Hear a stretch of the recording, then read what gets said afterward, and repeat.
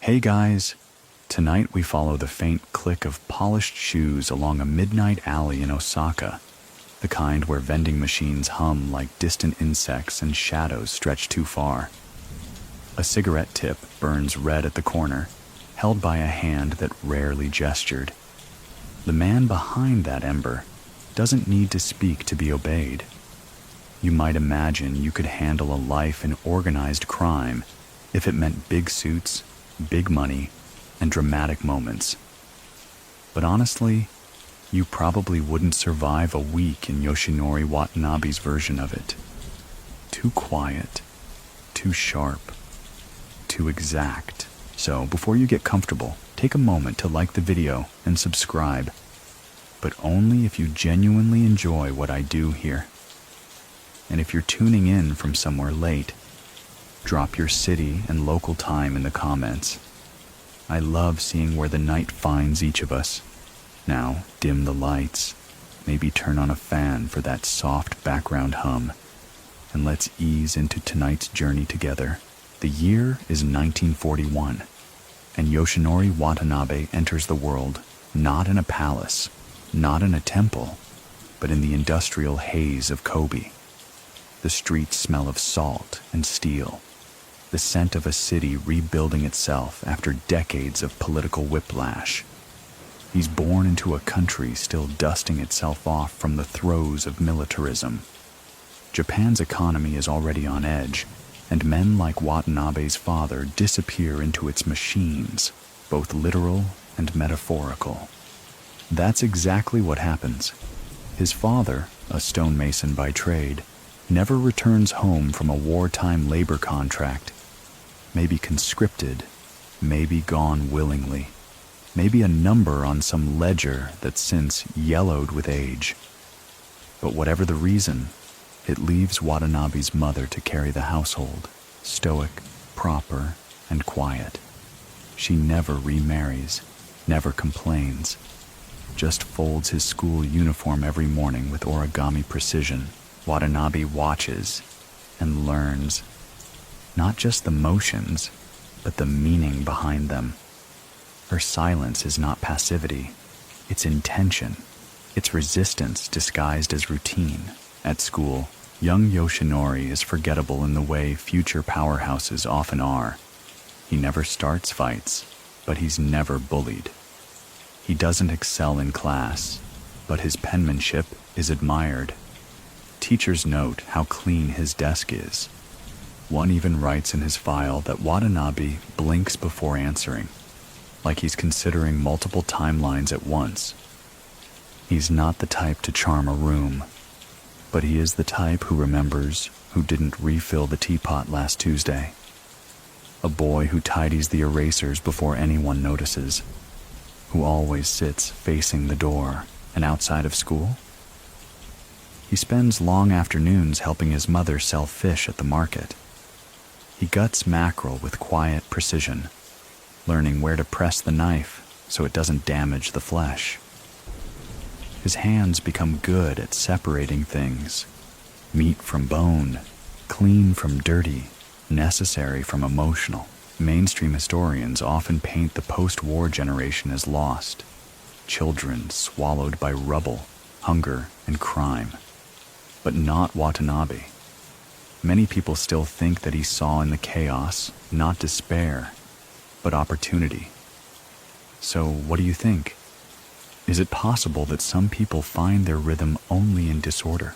At 16, while his classmates flirt with cinema and motorcycles, Watanabe reads a book on administrative reform in Meiji-era governance. For fun. The librarian, puzzled, orders another copy just to make sure he hadn't stolen the original. But despite his discipline and intellect, life pulls him toward labor. In the booming Reconstruction era, work is valued above wisdom. So he becomes a construction apprentice, mixing cement by hand, waking before the sun, and managing small crews by age 20. His co-workers are rough men, full of laughter and exhaustion. Watanabe doesn't joke much, but he never misses payday calculations. They trust him. One day, When a foreman is caught skimming materials and disappears overnight, the site doesn't descend into chaos. Watanabe simply steps forward, clipboard in hand, and says, "The trucks still come at 8. Let's get ready." No drama, no threats, just order. And that's when someone notices. A man in a charcoal suit with a badge of no official department offers him a job, not in concrete, but in connections. The kind of job where you don't need a business card because your presence is the credential. It's the first time Watanabe walks into a tea house and is served without speaking.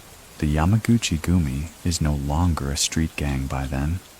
It's a business, a portfolio, a web of unspoken transactions tied together by formality and fear.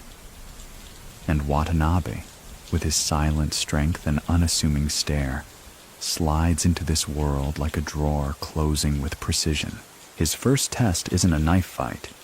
It's a spreadsheet.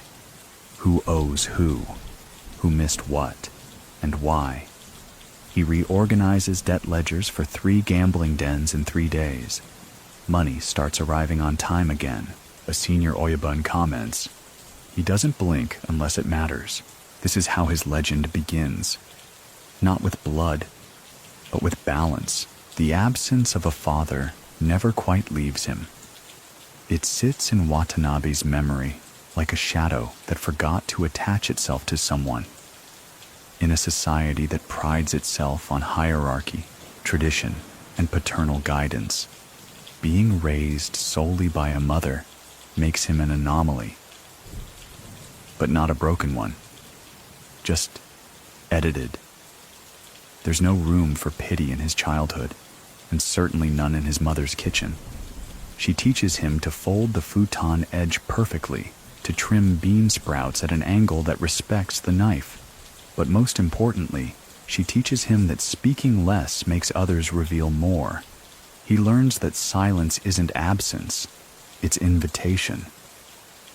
People fill silence with truths they didn't mean to share. By the time he's 25, Watanabe has become the kind of man who listens to the end of a sentence and then pauses, just long enough to make you wonder if you said too much. He doesn't ask for status, but it follows him. Like an obedient dog, really. Always 2 steps behind, never barking. Around this time, post-war Japan is shifting. The American occupation has ended, but the echoes remain. English words in ads, jazz in cafes, and corruption in new suits. The economy is a paradox, brutal, but blooming. And for young men without university degrees but with sharp minds and calm pulses, the underworld offers structure, predictability, even dignity. It's in this backdrop that Watanabe is officially introduced to the Yamaguchi-gumi, not as an errand boy, not as muscle, but as something much more dangerous. A trusted pair of eyes, he starts attending meetings not for what's said, but for what's implied. He watches lieutenants debate shipment routes, gambling territory, and bribe logistics, all while maintaining honorific politeness. If someone raises their voice, Watanabe notes the weakness, not the passion. He rarely speaks unless directly addressed. And when he does, it's usually to ask a clarifying question that cuts through 10 minutes of posturing. Something like, "But will the merchant sign it by Wednesday?" He doesn't charm.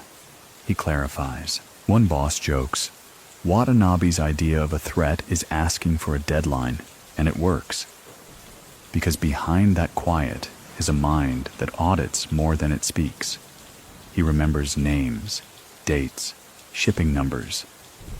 When a ledger error pops up between 2 crews in different prefectures, Watanabe is the one who cross-references the invoices, finds the pattern, and suggests a meeting.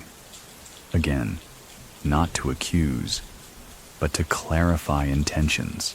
Many people still think that Watanabe's power didn't come from force, but from the fear of being misunderstood by him. So, what do you think? Can silence become its own kind of pressure? As the 1960s roll in, Japan's economy is soaring, and so is the syndicate's footprint. The Yamaguchi-gumi is expanding beyond the docks and alleyways. Real estate, entertainment, trucking, everything needs consultation. And Watanabe, without ever asking, becomes the unofficial fixer for disputes that don't need blood, just balance. One such case. A bar owner in Osaka refuses to pay dues. Instead of sending enforcers, Watanabe shows up, drinks tea at the counter, and gently asks, "You serve whiskey here, right?" The man nods. "How do you keep it from going sour?" The owner stammers, "It doesn't go sour." Watanabe sips his tea. Exactly. The next morning, the bar sends its dues, plus extra. No threats, just gravity. Internally, some of the older bosses aren't sure what to make of him. He doesn't gamble. He doesn't drink to excess. He avoids brothels entirely. Rumor has it he prefers libraries over lounges. They call him the clerk, not out of mockery, but unease. And yet, when internal disputes arise, it's Watanabe who's asked to mediate. He listens, leans back, and lets both parties tire themselves out before offering something like, "I think the debt is emotional, not financial." No one knows quite what that means, but somehow both sides leave satisfied. There's a growing trend in Japan during these years: corporate culture. Suits replace robes, briefcases replace blades, and Watanabe leans into it. He begins drafting internal codes of conduct, dress codes, payment schedules. He introduces administrative reviews for regional captains. Men who once used knives to settle turf disputes now nervously prepare quarterly reports. It's not glamorous, but it's efficient, and it makes money. Lots of it. Watanabe also does something few gangsters do. He keeps records, not in ledgers lying around, but in his mind. He memorizes birthdays, anniversaries, old debts, alliances. He sends flowers to a retired enforcer's mother when she passes. Quietly, no signature. But the message is unmistakable. You're still seen. In Kobe, the city begins to change, and so does the syndicate. They start investing in construction companies, lending operations, even some shadowy involvement in the film industry. And Watanabe is always at the center, not with a spotlight, but like the steel in reinforced concrete, unseen but unyielding. Still, he has no bodyguards, no flashy car, just a dark sedan that smells faintly of ink and leather. His driver never turns on the radio. There's a photo taken around this time, a rare one. It shows Watanabe at a funeral, holding an umbrella for an elder. He's the only one in frame, not looking at the camera. Instead, he's watching the rain fall on the edge of the cemetery wall. Later, when shown the photo, he quietly says, "Even walls forget eventually." Historical fact. Japan's post-war reconstruction saw the fastest economic growth rate in the world during the 1960s, turning it into a global powerhouse. The black market syndicates that had flourished during occupation either disappeared or adapted. And no one adapted more elegantly than Watanabe. But the real turning point was still to come. Because climbing a ladder is one thing, but climbing quietly? That's when people really start to worry. It's the late 1960s now. And if Watanabe feels anything about the turbulence of student protests, shifting political tides, or global unrest, he doesn't show it.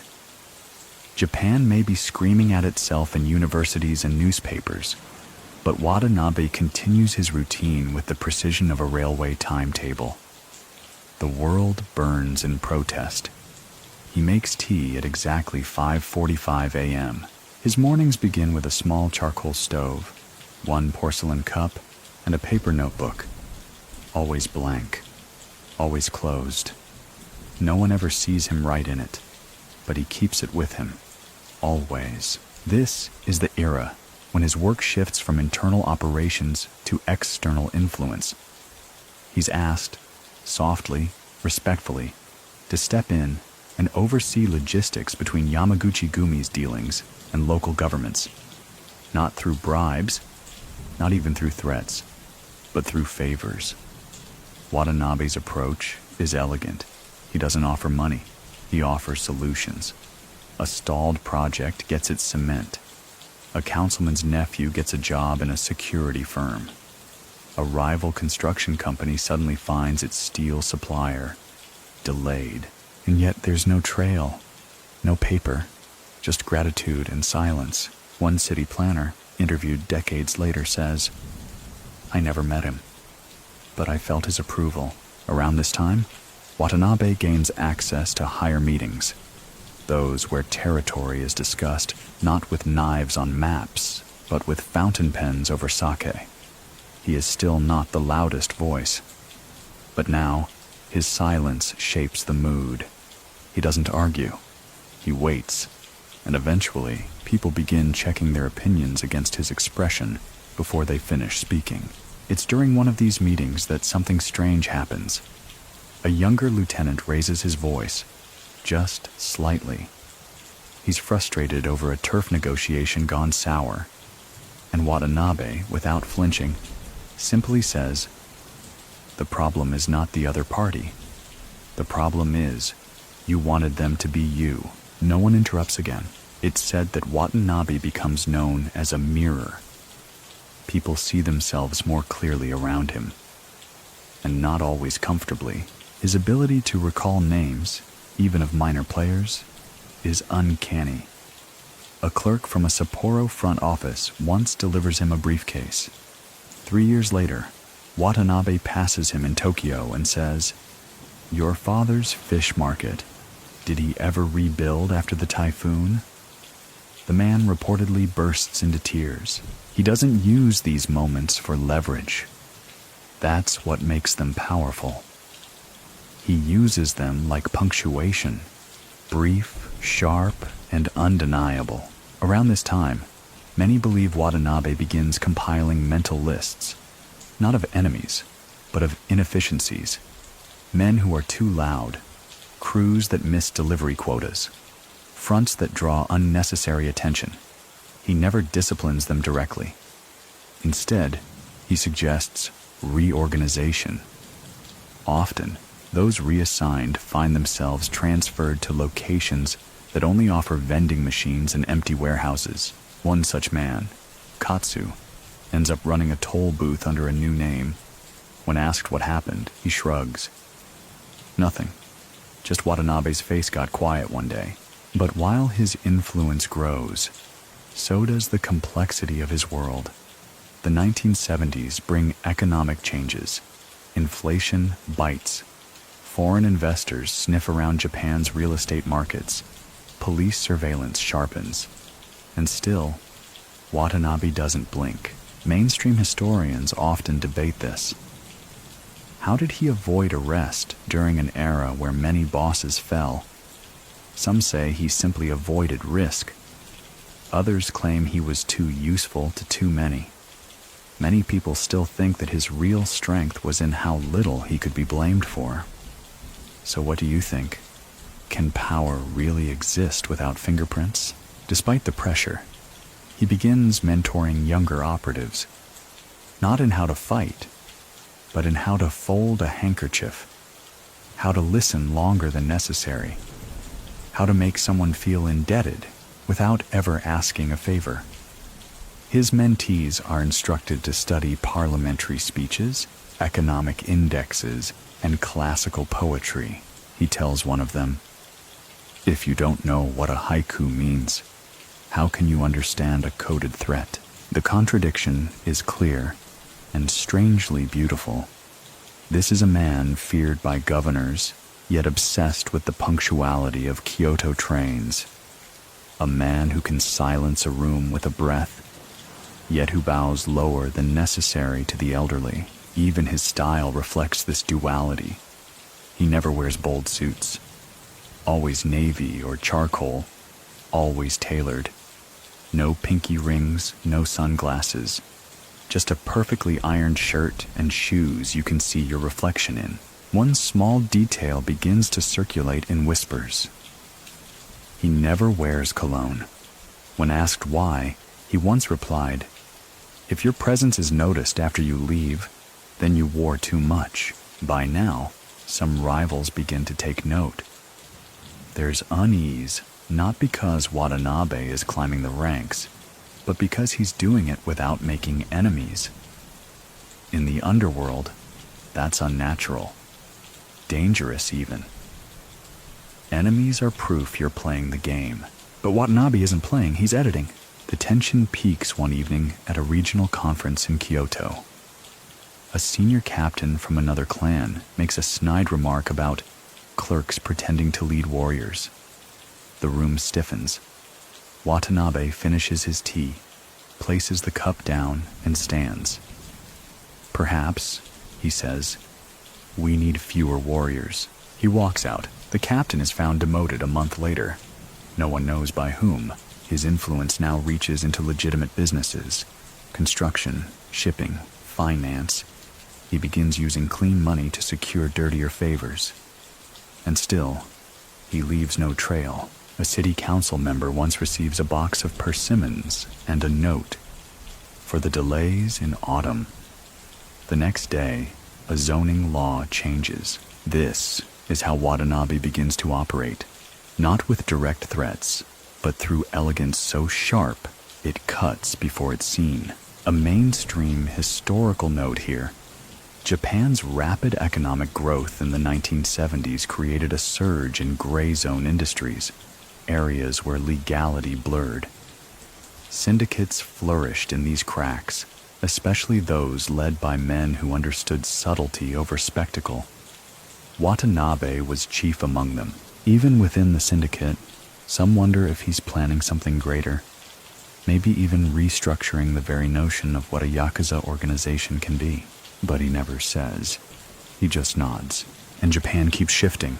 By the time the 1980s glide into Japan like a sleek new train, pulling into an impeccably timed station, Watanabe has become a name you don't say loudly. Not out of fear, but out of etiquette. His is a presence that doesn't loom. It lingers, like the warmth left behind by a departed guest, or the slight weight of a memory you didn't know you were holding. He is now fully embedded in the upper echelons of the Yamaguchi-gumi, no longer just an internal coordinator or quiet fixer. Officially, his title reads like any bureaucratic label. But among the lieutenants, the ones who dress like accountants and speak like monks, he's referred to only as the one with the teacup. Even within an organization known for its rigid hierarchy and formalism, Watanabe's authority flows differently. He doesn't climb the ladder by pushing others down. Instead, the ladder seems to lower itself toward him. Promotions are whispered, not announced. His influence extends across prefectures without ever needing his physical presence. Sometimes just a phone call from a man who says, "Watanabe-san is aware," is enough to shift entire routes of money, men, or memory. His quiet is now institutional. The economic climate of Japan during this time is one of feverish wealth. The bubble era swells to absurd proportions. Land in Tokyo becomes worth more per square meter than all of California. Stocks soar. Luxury explodes. Everyone is rushing. Everyone is loud. Everyone except him. Watanabe treats the bubble like a parade he politely watches from the sidewalk. He doesn't gamble on wild investments. He doesn't push into markets he doesn't understand. Instead, he consolidates. He cleans. He trims inefficiencies and dead weight from the Yamaguchi-gumi's vast limbs. He turns down bribes that come too easily and dissolves ventures that operate too noisily. One by one, The old guard bosses either retire or stumble. And Watanabe? He's still just sipping tea and asking gentle questions like, why do we need 3 trucking fronts in the same block? There's a pivotal moment here, one many historians still point to. In 1982, a shipment of gambling machines goes missing between Nagoya and Osaka. Several fingers point toward an ambitious lieutenant trying to build his own faction. Everyone expects retaliation. Guns, knives, a clear warning. Instead, Watanabe schedules a lunch. They meet in a neutral restaurant. The accused man sits across from Watanabe, heart thudding so hard it could bruise bone. But Watanabe doesn't raise his voice. He pours tea, offers pickled vegetables, and halfway through the meal says only, when people eat too fast, they forget the taste. The machines are returned by sundown. The lieutenant steps down 2 weeks later, voluntarily. When asked what was said during the meeting, the man simply replies, "He made me remember my own shame." Mainstream observers have long struggled to define this approach. Is it manipulation? Is it moral authority? Many people still think that Watanabe wasn't a boss at all, but a kind of secular priest, turning power into ritual. So what do you think? Can influence last longer if it never needs to declare itself? Behind closed doors, he begins restructuring the Yamaguchi-gumi like a business school case study. He implements internal audits, staff evaluations, efficiency metrics. Territory disputes are now mediated with maps, market trends, and tone analysis. He begins formalizing mentorship. Younger operatives are paired with veterans in structured, measured ways. There are reports now, discrete ones, that include psychological profiles and risk forecasts. One former enforcer jokes, "We were becoming less Yakuza and more Swiss," and yet none of it feels artificial. Because Watanabe doesn't just demand professionalism, he embodies it. Every gesture, every pause, every refusal to engage in meaningless ceremony, it all adds up. At a conference in Kobe, where dozens of regional captains gather to discuss a possible expansion into foreign markets, Watanabe listens for 2 hours without saying a word. Then, when asked his opinion, he quietly replies, "If our foundation isn't stable, why should we decorate the roof?" No one moves forward with the plan. There's another detail that emerges around this time, one that becomes legend. Watanabe begins using a small black notebook, different from the blank one he's always carried. This one has tabs, color-coded. Those who've seen it describe neat kanji, elegant diagrams, and long lists without labels. One entry, it said, simply reads, "Does he pause before he lies?" People stopped lying to him after that. It's during the same decade that his influence reaches international ears. Interpol begins to track certain Yakuza networks. American intelligence circles note an unusually well-organized Japanese syndicate that seems less chaotic than others.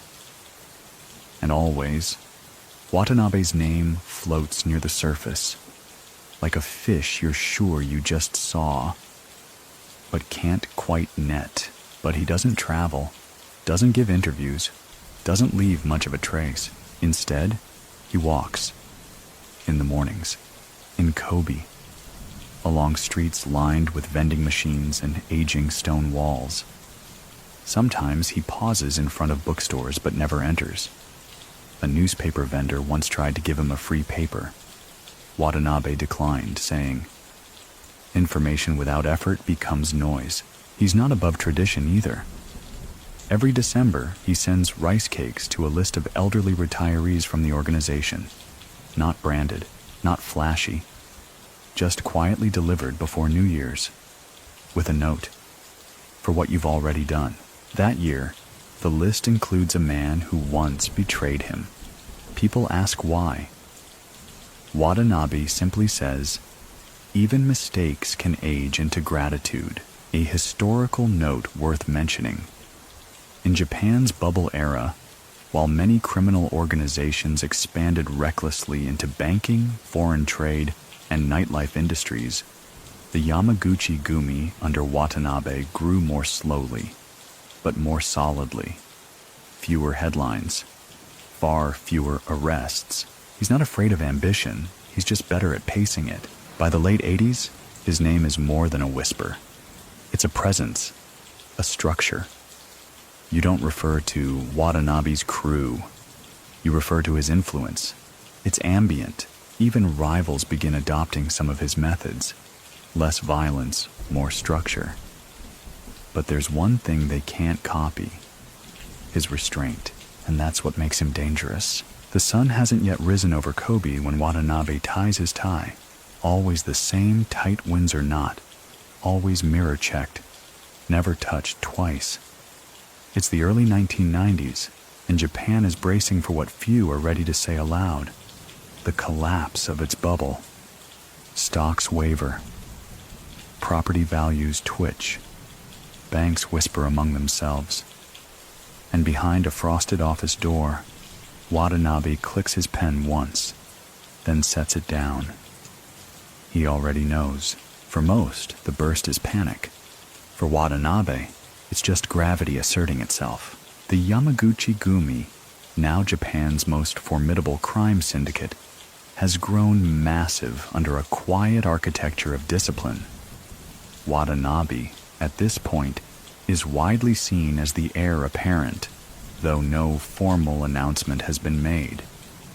Yet even the air around him suggests inevitability. And then, with the death of his predecessor, Masahisa Takanaka, Watanabe formally steps into the role of Kumicho, the top boss. But not with ceremony, not with fanfare.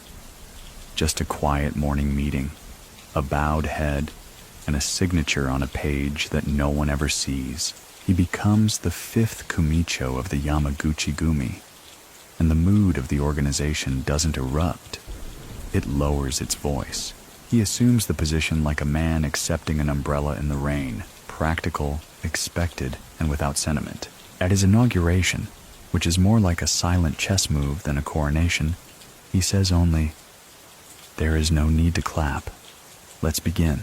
Many people still think that moment marked the beginning of a new era, not just for the Yamaguchi-gumi, but for how the underworld could operate in Japan. So, what do you think? Can an empire shift without a tremor, simply because the man at the center doesn't move? Almost immediately, Watanabe begins streamlining. His first targets? Wastefulness and noise. Units known for flashy behavior, nightclubs, sports cars, unnecessary displays of wealth, are quietly reassigned.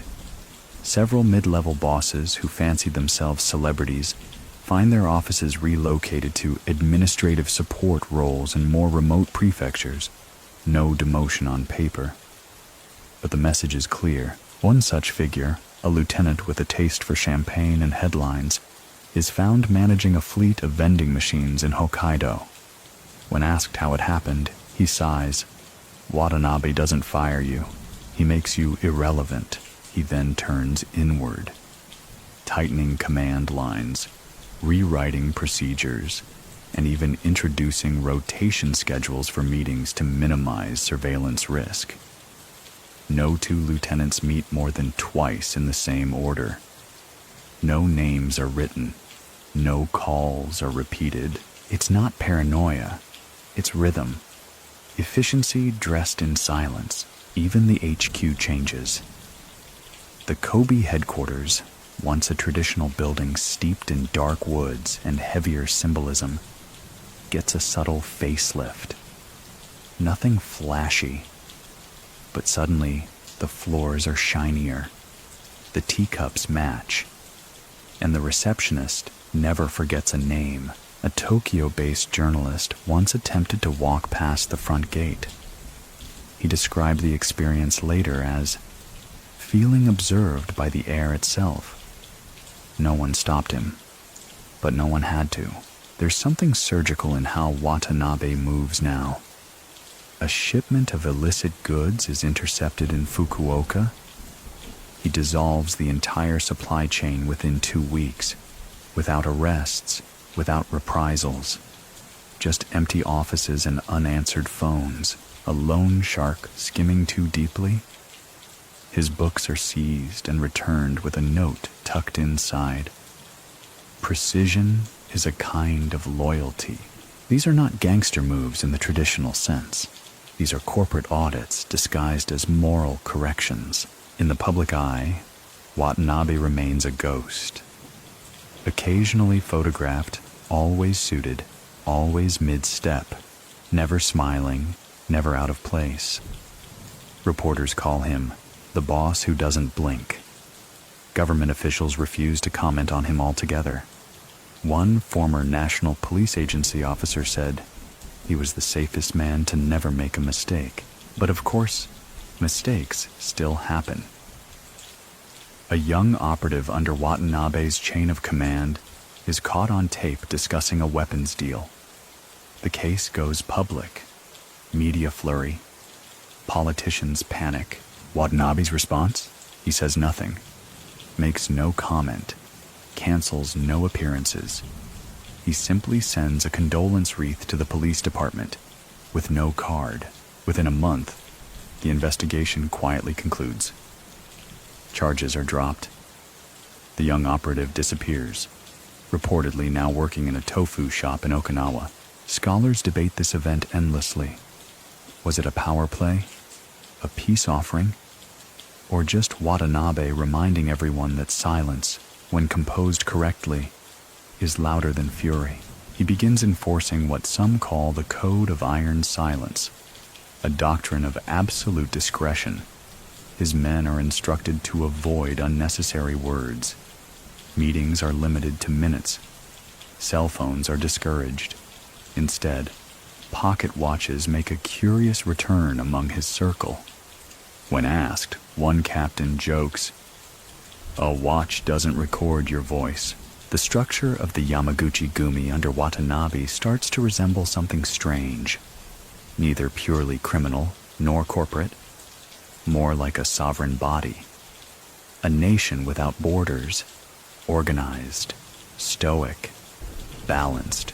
His reputation grows internationally. Law enforcement agencies in the US, South Korea, and even Australia begin tracking his networks, but they keep running into the same problem. He leaves no digital trail, no signature, no voice recordings. Interpol refers to him as a statistical presence. Back in Japan, though, he is anything but abstract. Real estate companies begin quietly verifying deals through intermediaries linked to him. Certain judges recuse themselves from cases involving his name. And in Kobe, local restaurants begin placing an extra set of chopsticks at back tables, just in case. He doesn't visit these places often, but the possibility is enough. Still, Watanabe doesn't indulge in fear. He doesn't build palaces, doesn't surround himself with bodyguards or gold trinkets. His office remains unadorned. One bonsai, one ink brush, and a calendar turned always to the next month. A former subordinate once said, he lived 5 seconds ahead of the present. That's where his power came from. And in this newly official role, Watanabe does what he's always done best. Organize, simplify, remove the unnecessary. He begins a campaign within the Yamaguchi-gumi that's unprecedented: literacy. Members who can't read or write are given tutors. Books circulate. Quiet competitions are held. Who can recite a poem by Basho? Who knows the GDP of Taiwan? Who understands corporate mergers? It's not image building. It's armor. The more refined the mind, the less detectable the crime. And above all, Watanabe keeps a strict rule for himself. Never raise your voice. Never repeat a command. If you had to say it twice, you said it to the wrong person. Kobe is waking. Trains hum to life. Merchants lift their shutters. and vending machines whir into standby with a glow like low embers. Somewhere on a quiet street, Watanabe is already seated. A porcelain cup rests beneath his fingers. It's tea, as always, never coffee. The morning paper remains folded beside him, untouched. He doesn't need headlines to know what's shifting. He can already feel it in the air, in the posture of the men who greet him, because something has shifted. Watanabe has taken full control, but not just of the Yamaguchi-gumi. He's redefining what it means to lead from within Japan's most powerful and scrutinized criminal organization. The country is reeling from the economic collapse. The bubble has well and truly burst. Office towers echo with layoffs, banks freeze accounts, and entire families lose fortunes overnight. Panic spreads across the nation like a low-grade fever, and in the midst of this, Watanabe doesn't flinch, doesn't retreat. He leans into the crisis. Where others see downfall, he sees vacuum. For years, legitimate institutions have leaned on underworld logistics when things get tight. Warehousing, transportation, informal financing. But now, with the economy in free fall, those connections begin to fray. Watanabe doesn't mind. He lets the chaos bloom for a bit, watches who stumbles, and then he sends rice, literally. In the winter of 1995, when the great Hanshin earthquake devastates Kobe, the government is sluggish in response. Infrastructure collapses. People sleep in parks. Emergency supplies are slow. And before the Prime Minister even finishes his first televised statement, trucks arrive in the devastated zones. They're not marked as government aid. They belong to the Yamaguchi-gumi. Food, blankets, bottled water, sanitary supplies, delivered with eerie precision. Watanabe doesn't make a speech, doesn't hold a press conference. He just acts, quietly, effectively. His men help clear roads, erect temporary shelters, and distribute aid faster than official responders. One local woman, later interviewed, said, "We didn't ask where the help came from. It came. That's all." A photograph circulates. Watanabe in a black coat, standing beside crates of supplies, hands behind his back. No smile, no badge. Just presence. Mainstream historians still debate this moment. Was it a calculated PR move? A genuine expression of civic duty? Many people still think that Watanabe saw this as something more elemental. A demonstration that control, real control, doesn't come from a vote or a badge, but from timing and precision. So what do you think? Can an act be moral if its motive is strategic? The public reaction is mixed, but undeniably reverent. For the first time, newspapers hint at a strange truth.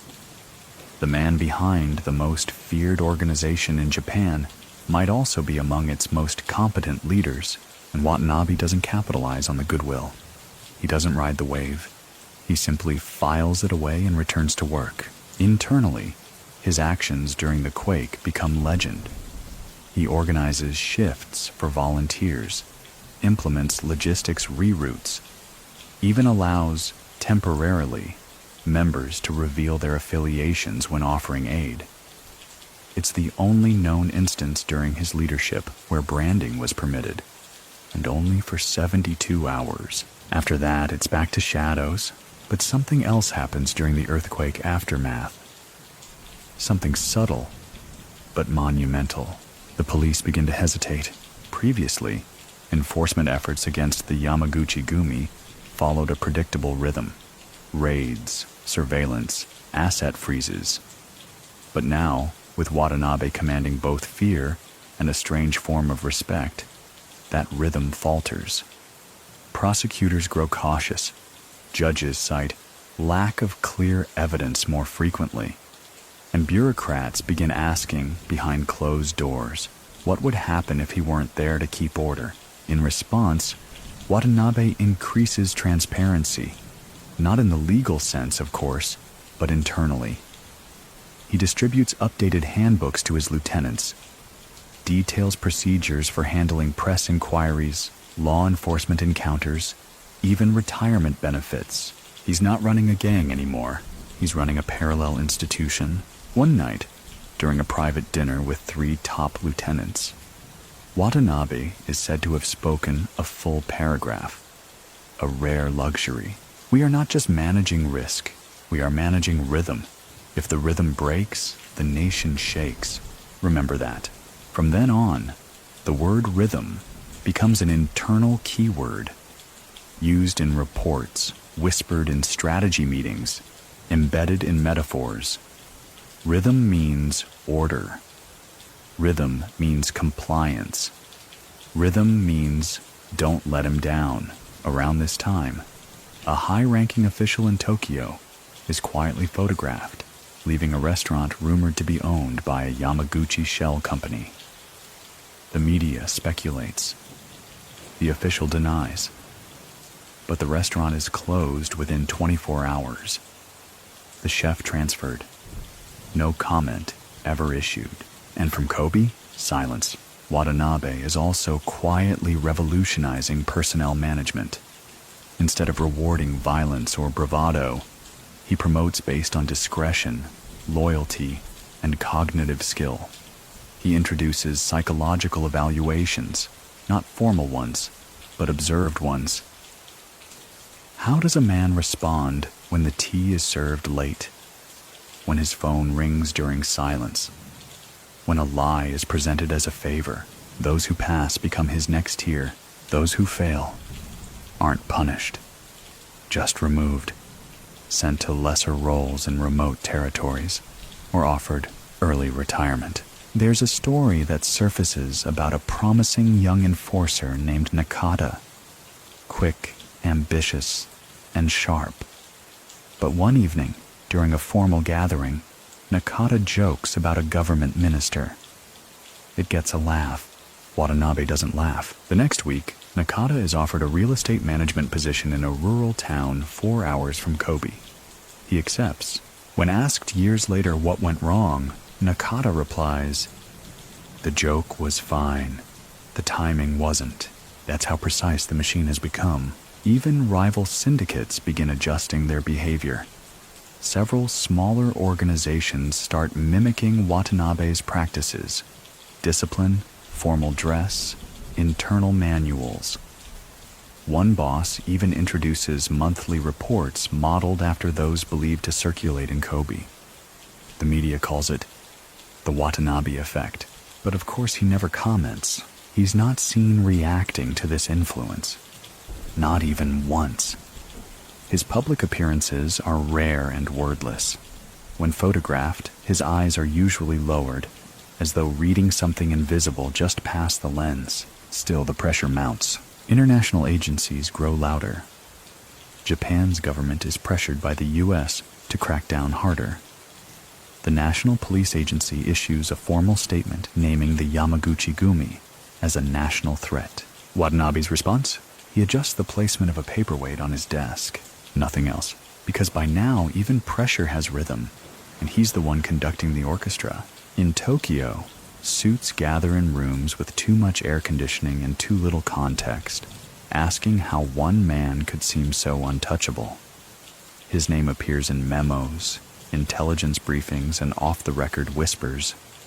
But still, no one can pin him down.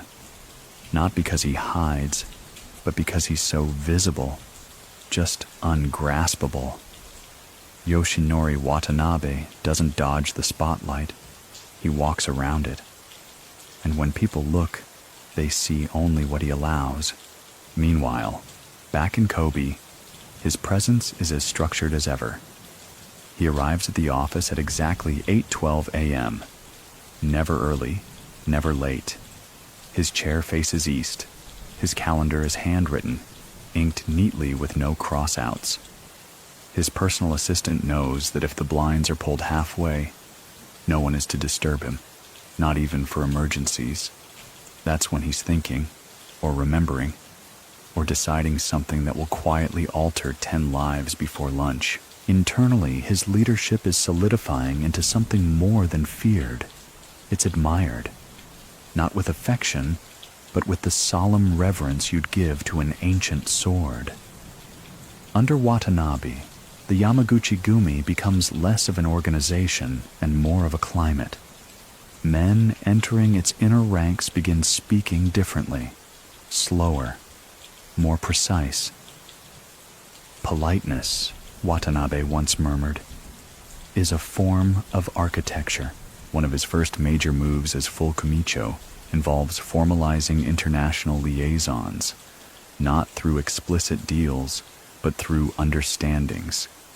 He never signs anything, never speaks in direct terms. But soon, cargo routes once plagued with theft become smooth. Customs inspections grow less frequent. Border authorities in Southeast Asia begin recognizing certain handshakes. Interpol suspects, but cannot prove, a widening network.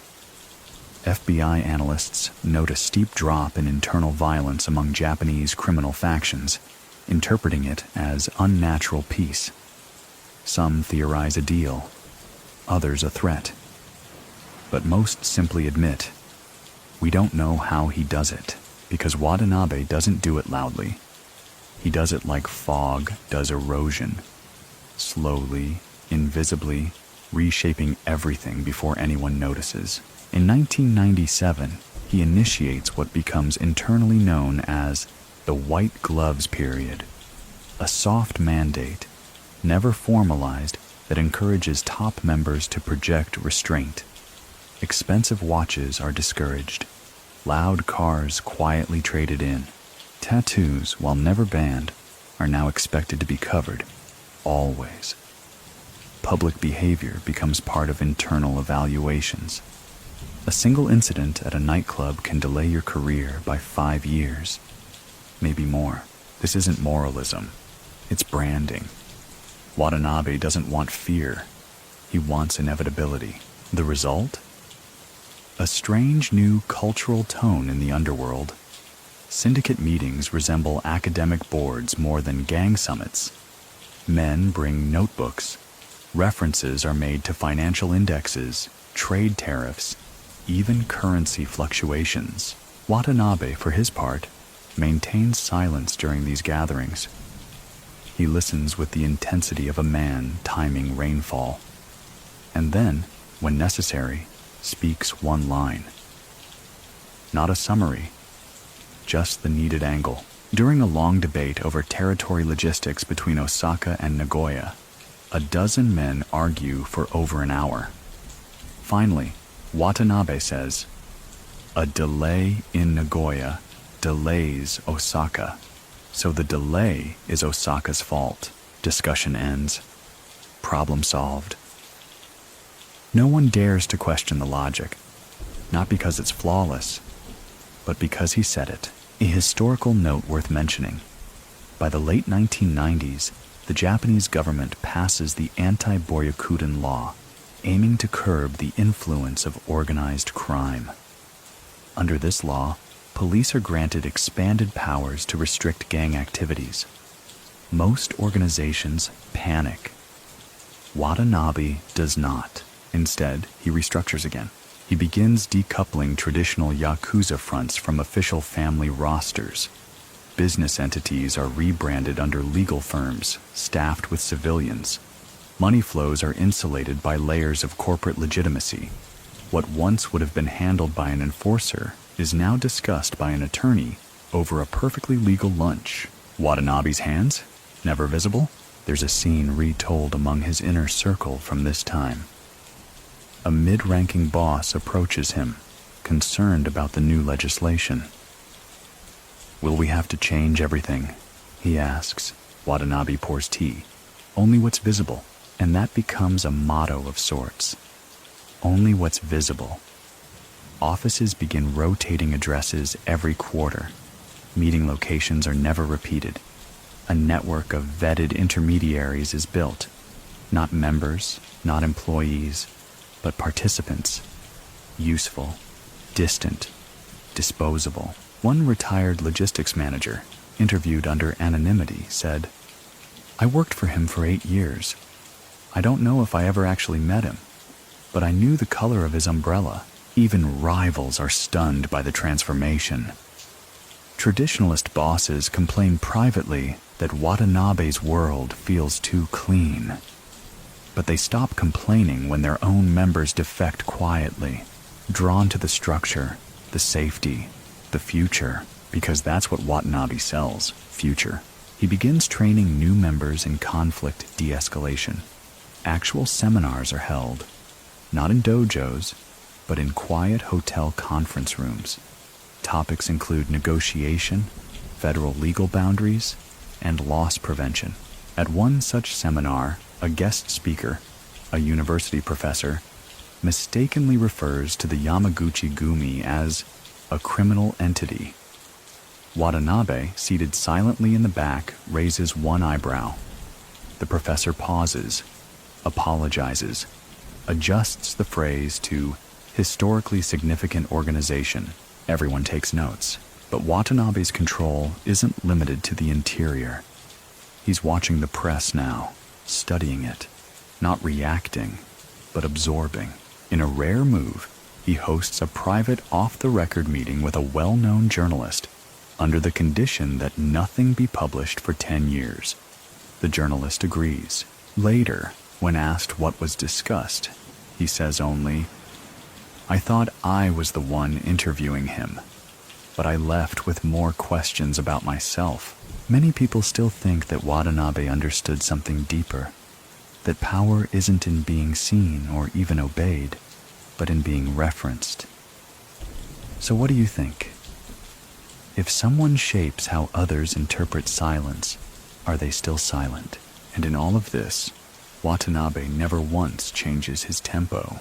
He still drinks the same tea, still walks the same early route along the edge of Kobe Bay, still corrects the placement of a teacup if the handle doesn't face east, still folds the corner of his calendar every Sunday, and at night, in an office emptied of noise, he still sits behind a single bonsai and thinks and waits, because rhythm, as he said before, isn't noise, it's memory. A stiff breeze moves across Kobe Bay, but the man standing at the overlook doesn't adjust his collar. Watanabe lets the wind do what it does. Move, pass, vanish. He's been standing at that same vantage point every Sunday evening for years now. Always alone, always quiet. It's not for meditation or grief. It's for measurement, not of tides or weather, but of stillness. By the late 1990s, Japan is no longer in denial about the economic slump. Recession is the official term. Words like downsizing, stagnation, and reform are plastered across headlines. But inside the Yamaguchi-gumi, things seem strangely stable, orderly, efficient. Because Watanabe has anticipated all of it, months in advance, he begins what insiders call the Black Mirror audits. Internal performance reviews that compare not just earnings and compliance, but behavior. One senior lieutenant is reassigned because he stares too long at his own reflection in a shop window. Another receives a private reprimand for showing impatience with an elderly waitress. None of this is arbitrary.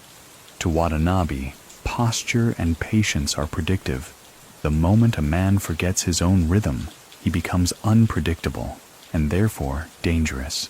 He also introduces a curious new standard: ambient surveillance, not of others, of oneself. Members are encouraged to begin evaluating their own behavior as if watched. Watanabe even provides a list of reflection questions in an internal memo. Cryptic? Yes, but memorized by heart. Did you arrive before your absence was noticed? Did your silence sharpen the room or dull it? Would your enemies misquote you or forget you? There is no follow-up, no scoring, just the expectation that you know the answers. Mainstream historians have struggled to define this philosophy. Some see it as discipline elevated to dogma, Others see it as Watanabe's form of control through self-ghosting, making men so internally regulated they no longer require external correction. Many people still think that this method allowed the syndicate to survive longer than any law ever anticipated. So what do you think? If you train people to monitor themselves more closely than any authority could, have you created peace or paralysis? Externally, Watanabe continues the great muting of public exposure. His lieutenants are less visible. His network of shell companies grows deeper, more recursive. Subsidiaries of subsidiaries begin buying up small real estate firms and logistics outfits, all fully legal. The connections are too abstract for even determined prosecutors to trace with certainty. Yet the money flows, steady, immaculate. An auditor from Tokyo investigating a suspicious real estate transaction involving 10 linked entities is said to have remarked, "Every door led to a mirror. Inside Yamaguchi HQ, the atmosphere resembles that of an elite private bank more than anything else. Visitors are expected to dress modestly, speak quietly, and bow lower than they think necessary. A security detail, unarmed but watchful, operates like hotel concierge, helpful, polite, and never needed twice. On the third floor, Watanabe holds court, but never in a grand room. His office is austere. The desk is simple oak. No photographs, no paperweight. One teacup, one bonsai, and the infamous black notebook, now slightly worn at the corners. His meetings are brief, always under 12 minutes. He doesn't waste breath. A visiting lawyer once made the mistake of joking about how corporate things had become. Watanabe looked up from his tea and said, "Then let's ensure the shareholders are pleased." That lawyer reportedly stopped laughing for the rest of the year. But Watanabe's system isn't just about efficiency. It's about erasing friction. He initiates soft retirements for aging members, graceful exits, generous pensions, and a culture of legacy preservation. No one is forced out. They are simply reminded that stillness is also service. Many accept, some resist, but no one is humiliated. In return, Watanabe gets something rare in organized crime: smooth succession lines. In 1998, a power vacuum threatens to form in Kyushu. A rival clan's leader dies unexpectedly, and underlings begin vying for control. Fears of open violence rise, but Watanabe sends 2 men, neither of them overtly powerful, armed only with envelopes, respect, and an invitation. Within a week, the conflict dissipates. No one knows what was offered. No one ever says. But one of the underlings soon retires to a countryside home, his debts mysteriously settled.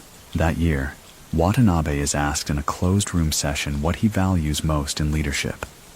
He replies with 3 words: control without correction. This becomes another internal phrase, CC for short. Lieutenants begin using it as shorthand in reports and conversation. Did the new protocol roll out smoothly? Yes, full CC. Meanwhile, international pressure continues to mount. The US and Japanese governments begin exploring stricter financial tracing measures. Anti-money laundering laws intensify. Banks are instructed to flag suspicious activity, so Watanabe simply adjusts his cadence again. Now, transactions happen through a blend of ultra-traditional and ultra-modern methods. He employs currency exchange houses that operate on handshake systems passed down through generations, combined with encrypted ledgers stored across multiple locations. And still, nothing ties to him. He travels rarely. When he does, it's without fanfare. A single sedan, no escort. In one famous instance, he attends a tea ceremony in Kyoto hosted by an elderly calligraphy master. The only clue of his presence? A cup, untouched longer than any other. That master's son later said, "He didn't drink the tea. He he studied its patience. Inside the Yamaguchi-gumi, the atmosphere has changed. Younger members now revere discretion more than dominance. A generation raised on headlines and action films begins dressing conservatively, quoting poetry, and speaking in aphorisms. Watanabe doesn't instruct this directly. He simply models it. He begins mentoring two potential successors, not by grooming them with power, but by burdening them with observation. They are instructed to sit in on meetings, but never speak, to analyze mistakes, but never offer solutions aloud, only write their thoughts and submit them weekly. One of them, reportedly, turns in a blank sheet 3 weeks in a row. Watanabe finally comments, "You've started listening." And yet, with all this control, there remains an eerie calm about him. He is never hurried, never visibly stressed. When a senior accountant dies suddenly, taking with him critical passcodes and financial access, Watanabe merely says, "Then we rebuild from memory." And they do. A historical aside. The late 1990s and early 2000s saw a tightening net around organized crime in Japan, with increased legal pressure and heightened media scrutiny. But the Yamaguchi-gumi under Watanabe not only survived, it streamlined. Laws forced transparency. Watanabe created opacity through elegance, because when the room is full of mirrors, even the brightest flashlight reflects only itself.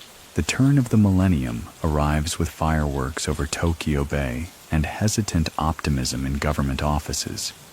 Japan is still nursing the bruises of economic stagnation, but tech stocks flicker with promise, and a new generation begins to believe in digital futures. Yet in Kobe, inside a building without signs, where blinds are always half drawn, Watanabe's rhythm doesn't skip a beat. He greets the year 2000 exactly as he did 1999, sipping tea at dawn, reviewing a single sheet of handwritten notes, and setting the page aflame once memorized. No ceremony, no celebration, just continuity. Internally, he initiates a quiet campaign, the digitization of silence. He instructs a select team, coders, lawyers, former bankers, to modernize certain administrative practices, but with conditions: no emails, no cloud storage, everything encrypted, everything air-gapped, every digital record matched with an analog duplicate, handwritten in neat kanji, filed in locked drawers accessible only to those who never ask for access. It's a paradox, but under Watanabe, paradoxes are policies. He tells his men, use modern tools, but only in ancient ways. The syndicate adapts. Young members are now required to study basic cybersecurity, banking regulation, and encryption theory. But alongside that, they are tested on patience.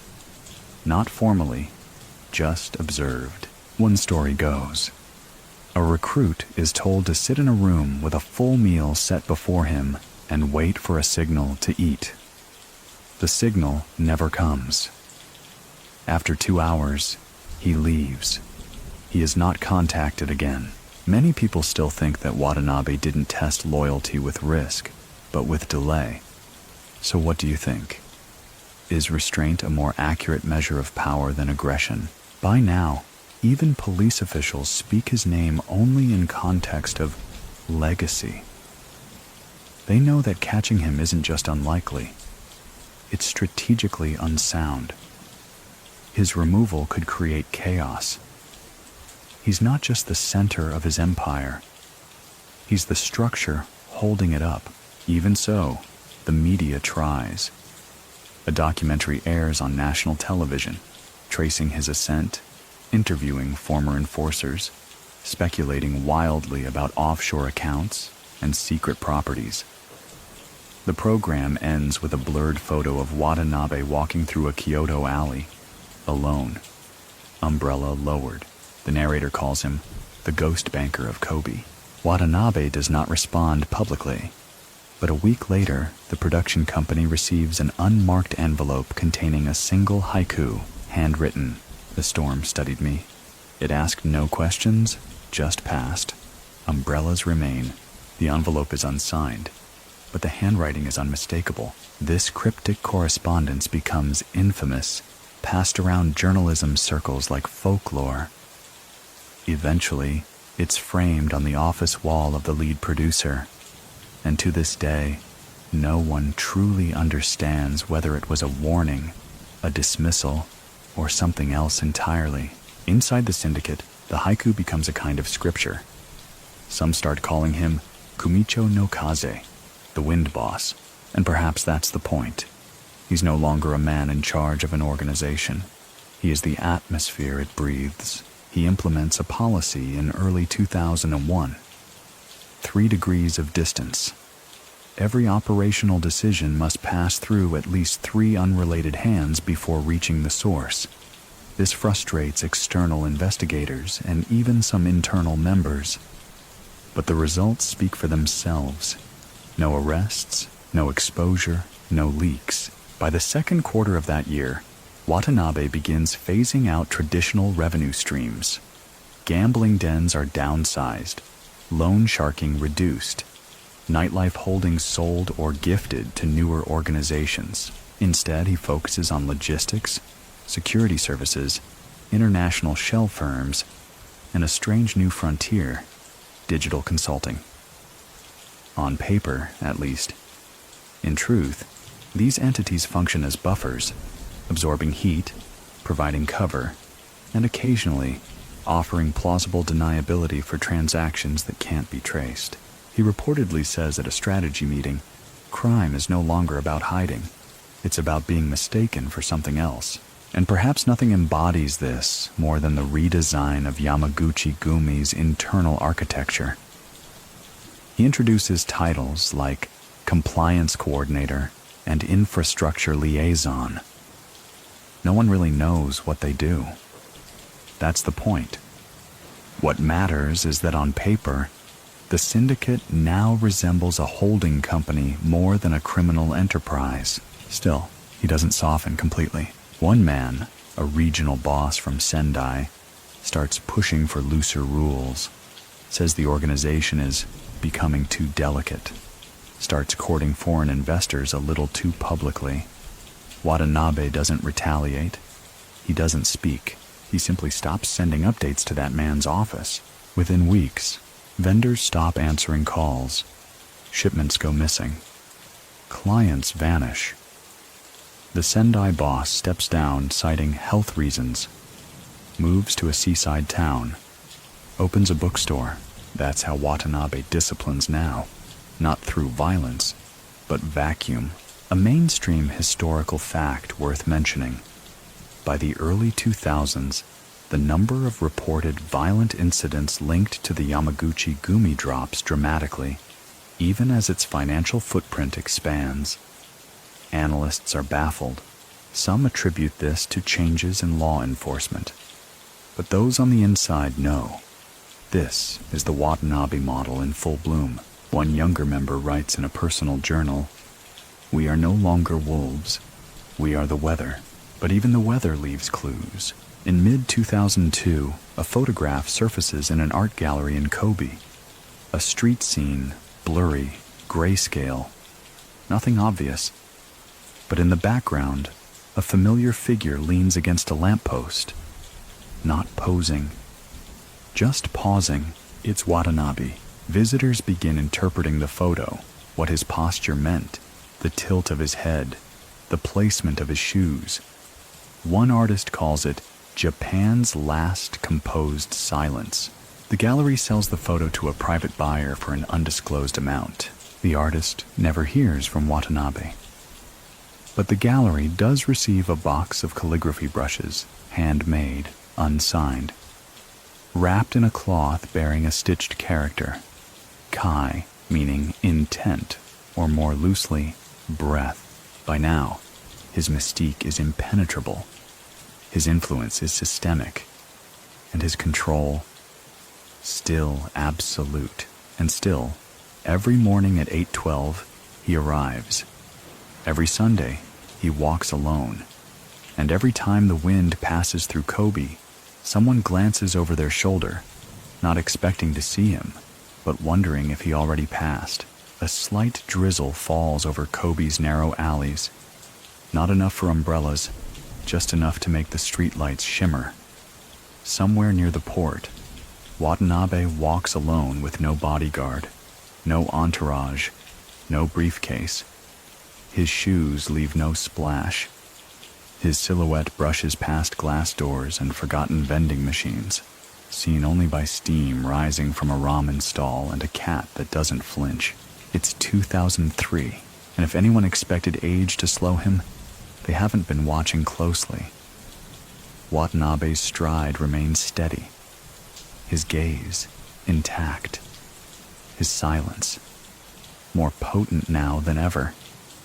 Not because it's mysterious, but because it has become the language everyone else is learning to speak. The Yamaguchi-gumi is now an empire of minimalism, a sprawling organism with a bureaucrat's soul. Its branches extend through logistics firms, security contractors, and quasi-legal consulting operations.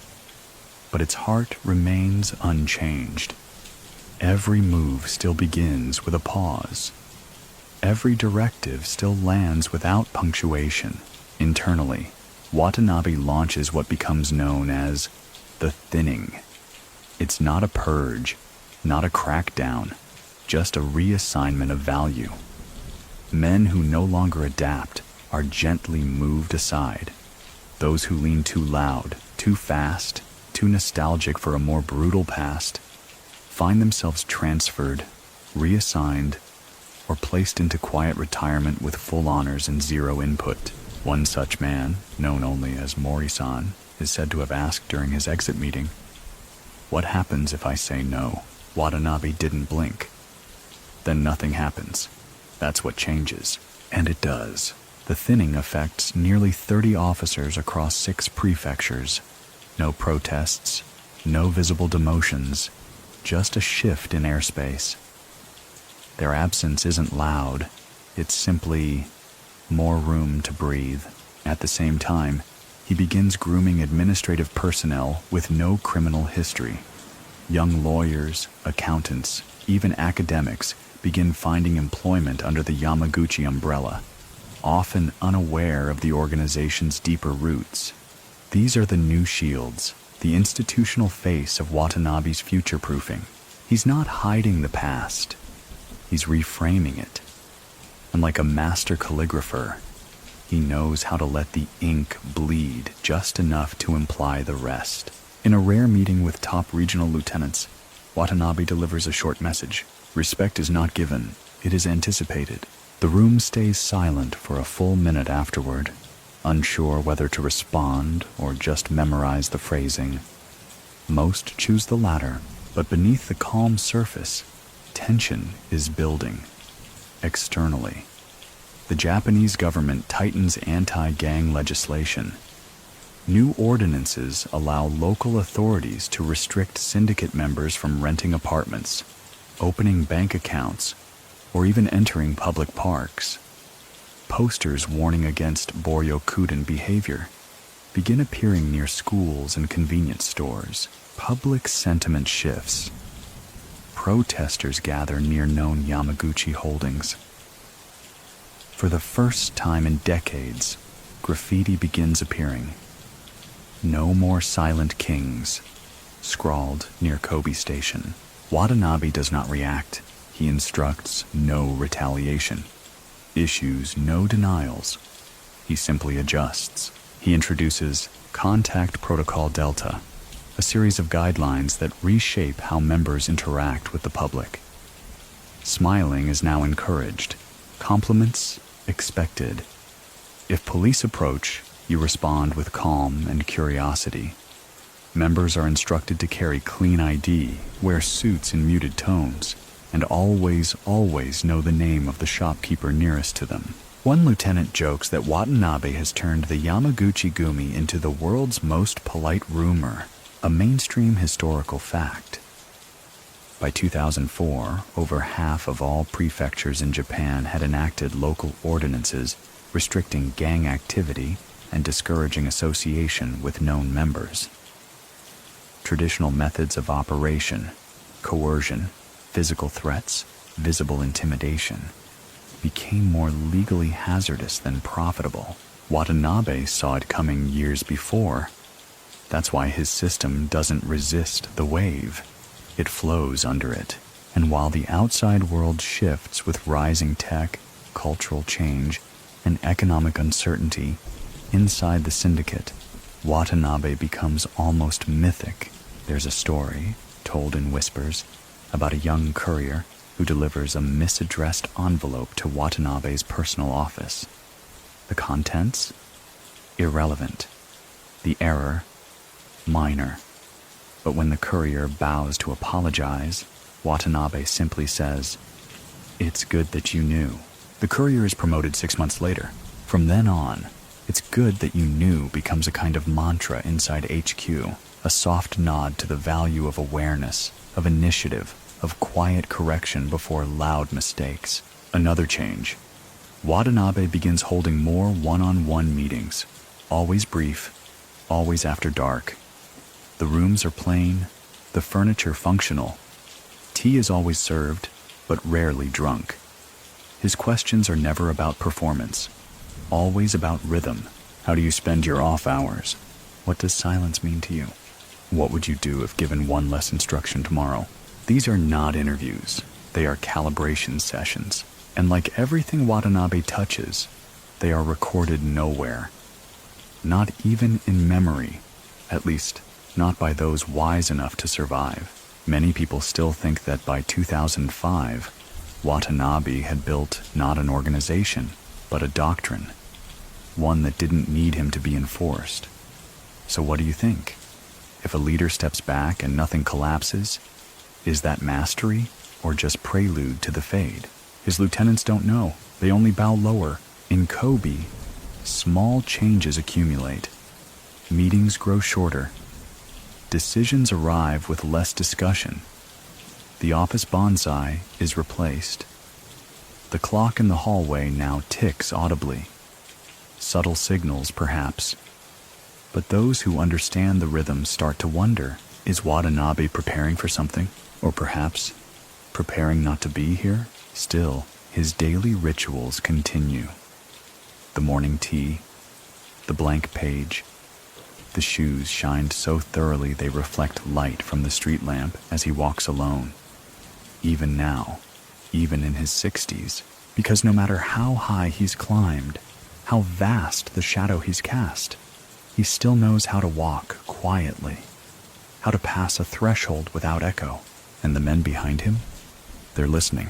Not for orders, for absence. By 2006, there's something eerily symmetrical about Watanabe's world.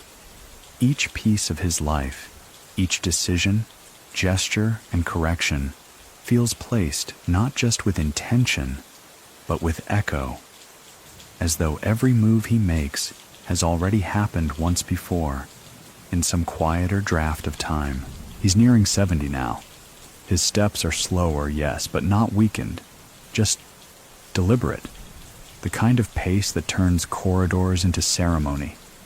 Inside Yamaguchi-gumi HQ, younger members clear hallways seconds before he arrives, not by order, but by instinct.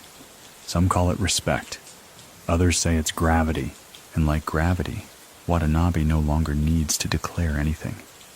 His silence is a constant. His presence, an equation no one dares solve. Still, Japan outside his walls continues to harden. The government passes sweeping, organized crime exclusion laws, prohibiting businesses from any association, even indirect, with known syndicate members. Landlords are fined. Vendors are shut down. Families of members face discrimination in housing and employment. It's an all-out legal siege. And Watanabe? He prepares tea. But behind the scenes he responds, not with confrontation, but with calibration. The Yamaguchi-gumi undergoes its most dramatic reorganization yet. Fronts are dissolved, assets sold, Legal corporations sever all ambiguous ties. Shell companies become cleaner, sharper, less traceable. Investments shift toward middlemen with spotless records and faces no one remembers. Entire branches of the syndicate disappear overnight, reabsorbed, repurposed, or buried under paperwork. He calls it the Iron Veil, not because it hides, but because it filters. What remains must be tempered, precise, unbendable.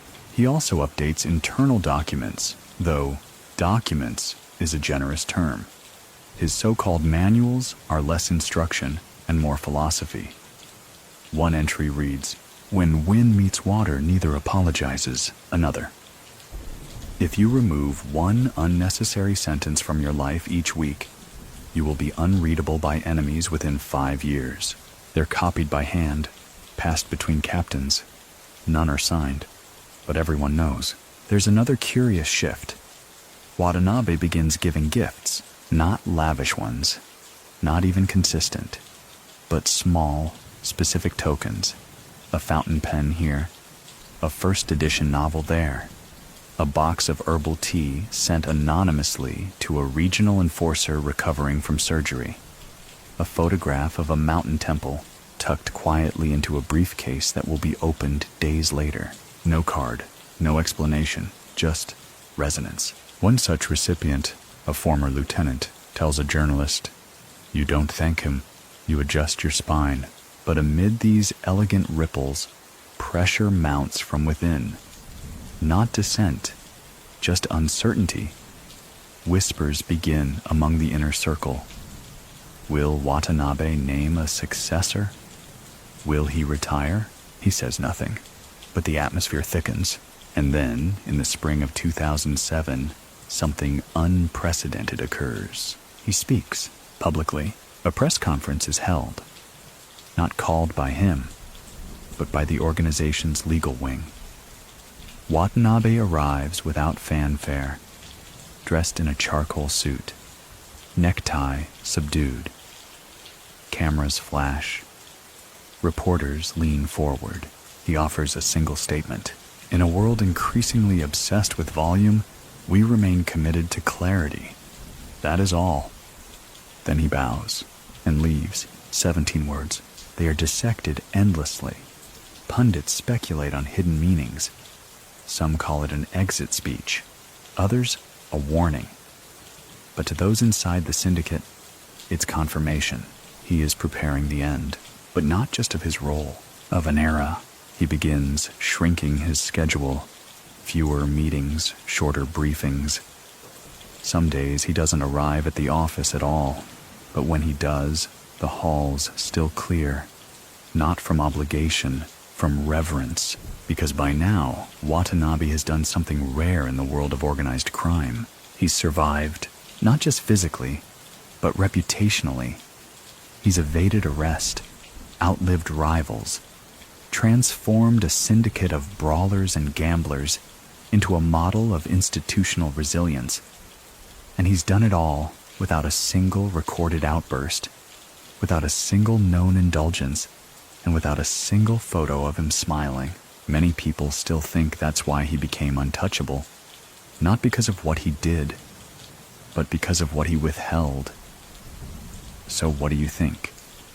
Can the most powerful legacy be built from everything you chose not to do? One of his assistants, now retired, once described his farewell moment with Watanabe. It was late, the building nearly empty. He was packing his things when Watanabe appeared in the doorway, looked around the office and said only, "Everything's been said, not by me, but by what I left unsaid." And then he walked away. That autumn, Kobe's trees dropped their leaves early. The city hums softer than usual. And in a third-floor office with a window facing east, a cup of tea goes cold. No one touches it, not yet. Autumn deepens over Kobe. The leaves fall like old agreements, quiet, consistent, unavoidable. And inside Yamaguchi-gumi headquarters, the routines remain unchanged, but the pacing slows. Not from weakness, but from something else, something harder to name. Watanabe still arrives most mornings, still walks the corridor with that same composed posture, still enters his office without pause, without nod, without fanfare. But something is different. He doesn't carry the notebook anymore, the black one, the one with its frayed corners and cryptic diagrams, no longer accompanies him. Some wonder if he's locked it away. Others suspect he's memorized everything in it and simply doesn't need the weight anymore. Either way, its absence is louder than any declaration, and in its place, a plain white sheet of paper, always blank. Every day, a new one. He folds it into quarters, places it by his teacup, and doesn't touch it again. Symbol, ritual, test, no one asks. Internally, the machine continues, but now with the subtle friction of waiting. His lieutenants move with the same precision, the same whispering efficiency. But in the elevators, they begin asking each other questions with their eyebrows. The silence between decisions stretches, as if each one is echoing forward to a moment that hasn't quite arrived. Watanabe, for his part, offers no clarification. When asked, very delicately, about long-term leadership planning, he replies only, "There's no such thing. Only long-term listening." He has started spending more time in the garden behind headquarters, a small enclosed space few have entered. One bonsai, 2 stone lanterns, 1 stone path. He walks it each afternoon, always barefoot, regardless of weather. A junior associate once glanced through the window and saw Watanabe standing still for 15 minutes beside the koi pond. When asked what he was doing, the man replied, "I think he was waiting for the water to forget him."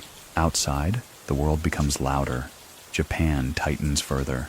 More anti-gang laws, more property seizures. Banks begin freezing even suspected affiliates' accounts. Social media explodes with public denunciation. Politicians line up to show they're cracking down. And yet Watanabe remains untouched, not because he's hidden, because there's nothing to grab. He spent decades erasing his own contours, smoothing the edges of his presence until what remains is not a man, but a mechanism. He doesn't argue. He doesn't protest. He simply shifts, quietly, repeatedly, until whatever was trying to hold him forgets what it was reaching for. There's an incident worth noting here. In early 2008, an investigative journalist publishes a damning expose, 50 pages, names named, charts drawn, sources cited. Watanabe's name appears 3 times, briefly, each time framed in uncertainty. Alleged, believed, presumed. The article makes national headlines. Watanabe does not respond, but within a week, the journalist receives a package. Inside is a single book, The Art of Archiving, a dry academic tome about metadata and document decay. No note, no return address.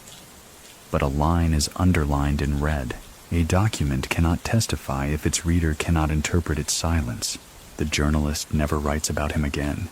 Back inside headquarters, another evolution is underway. The tea, yes, the tea. For decades, Watanabe's ritual brew has been sencha. Clean, grassy, reliable. But now, he begins switching it out. Subtle variations. Gyokuro, hojicha, occasionally even matcha. Each with a slightly different scent, a slightly different mood. It becomes noticed and studied. Members whisper theories. He's signaling something. He's testing us. He's preparing to shift the tone. One lieutenant, when summoned to a meeting and served genmecha, roasted rice tea, replied, "Understood," and left before a word was spoken. And still no successor is named.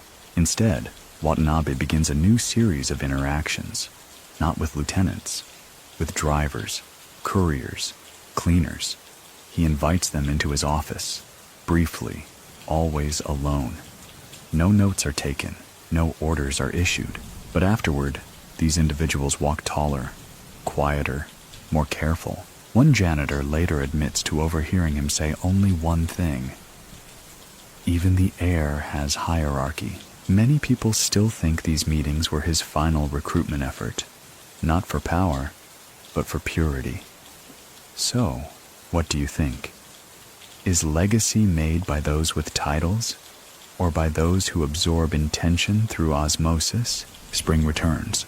Cherry blossoms bloom outside the garden. Watanabe is seen standing beneath them one morning, watching the petals fall. He doesn't move, doesn't reach out. He lets them fall across his shoulders, unmoved. Later that week, a meeting is called. The first all-hands gathering in nearly a year. Everyone expects the announcement: succession, retirement, dissolution. Watanabe arrives exactly on time. He stands before the room, quiet as breath, then says, "If rhythm is maintained, a conductor may leave the stage." He bows, deep, longer than usual, then turns and walks out. No instructions, no blessing, no name. And the organization, it doesn't collapse. The lieutenants adjust. The captains recalibrate. The rhythm continues, because that's what he built. Not a hierarchy, a pulse. And somewhere in Kobe, in a room with no files and a calendar turned eternally to April, a cup of genmaicha sits cooling on an old oak desk. By summer, the headquarters begins to hum with a different kind of energy. Not nervous, not uncertain, just lighter. Like a room that's been quietly rearranged while everyone was sleeping. Watanabe is rarely seen now. No official statement has been made, no documents filed, but the shift is palpable. He's not gone, but he's no longer the center. And yet, in his absence, every protocol remains in place. The teacups still face east. The doors still open 7 minutes early. Even the koi in the garden pond are fed with the same timing he once kept, at 4:03 p.m. Never a minute before or after. This is what legacy looks like when it's not about memory, but motion. Still, behind the formal continuity, some things begin to fade, slowly, elegantly. One morning, a driver arrives to collect Watanabe, as he has every Thursday for 14 years. But this time, there's no request, no note, just the quiet understanding. His presence is no longer required. He bows, returns to his car, and drives home. He never drives again. The man later says, "I wasn't dismissed. I was released." Meanwhile, inside the organization, subtle promotions begin to take effect. They aren't announced. Names simply appear where others once were. Schedules are updated. Seating arrangements change. But none of it feels sudden, because Watanabe had prepared for all of this, not with instructions, with atmosphere. Around this time, Kobe's civic officials begin noting an odd trend. The Yamaguchi-gumi seems to be shrinking, but not failing. Membership numbers drop slightly. Office spaces are downsized. Paper trails dry up. But financial flows remain steady, and law enforcement reports fewer incidents than ever. It's not retreat, it's condensation. Watanabe, though mostly unseen, is still present in whispers. His name comes up when a lieutenant signs a contract with a third-tier supplier and then pauses, recalling a phrase. 3 steps away is still too close. Or when a young enforcer volunteers to take blame for an error, and someone murmurs, "He's watched the wind." Even outside the organization, he's become folklore. A cafe owner in Kyoto reports a man who once came in every Tuesday morning, ordered tea, never spoke. After months, the owner noticed he always left a single coin beneath the napkin. Always the same amount. Always the same coin. And then one day, he stopped coming. The cafe owner framed the coin. In the press, journalists begin to speculate on Watanabe's health, his age, whether he's been quietly sidelined or retired. whether a power struggle is brewing. But those inside know there's nothing to struggle over, because power in Watanabe's world was never held. It was only passed through. One curious note from this period: the resurgence of analog tools. Computers are used, yes, but increasingly senior members revert to notebooks, cassette recorders, typewriters. Some even begin learning shorthand. A new kind of ritual emerges. Information is written, then erased, then rewritten again in simpler terms. A cultural purge, perhaps, or a nod to Watanabe's method. Refine until invisible. Meanwhile, in a small seaside town outside Kobe, a neighbor reports seeing an older man walking the cliffs at dusk. He never speaks, always wears the same gray coat, pauses at the same bench. When asked who he is, the neighbor says, "No one important." But the wind waits for him. Back at HQ, the bonsai in Watanabe's old office is still tended to, meticulously, its branches pruned, its roots inspected weekly. But no one claims the desk. The chair remains pushed in. The calendar, as always, stuck on April. The blank sheets of paper, they're still delivered. Every morning, folded once, left on the table. No one dares remove them. There's another tale from this season.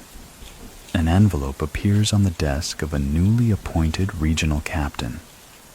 Inside is a single playing card, King of Spades. Nothing else. No signature. No explanation. The man doesn't panic. He doesn't brag. He frames it in glass and mounts it behind his chair. When asked about it later, he says, "I'm not sure if it's approval or warning. Either way, it reminds me to sit straighter." Many people still think that Watanabe never truly retired, that he's still influencing operations through invisible channels, through gestures remembered, through pauses copied. So what do you think? When a man becomes rhythm, does he ever really stop moving? Even the police begin adjusting their tone. One retired officer, previously outspoken about cracking down on the Yakuza, is quoted in an interview. "There were worse things than Watanabe's order, like what might come after."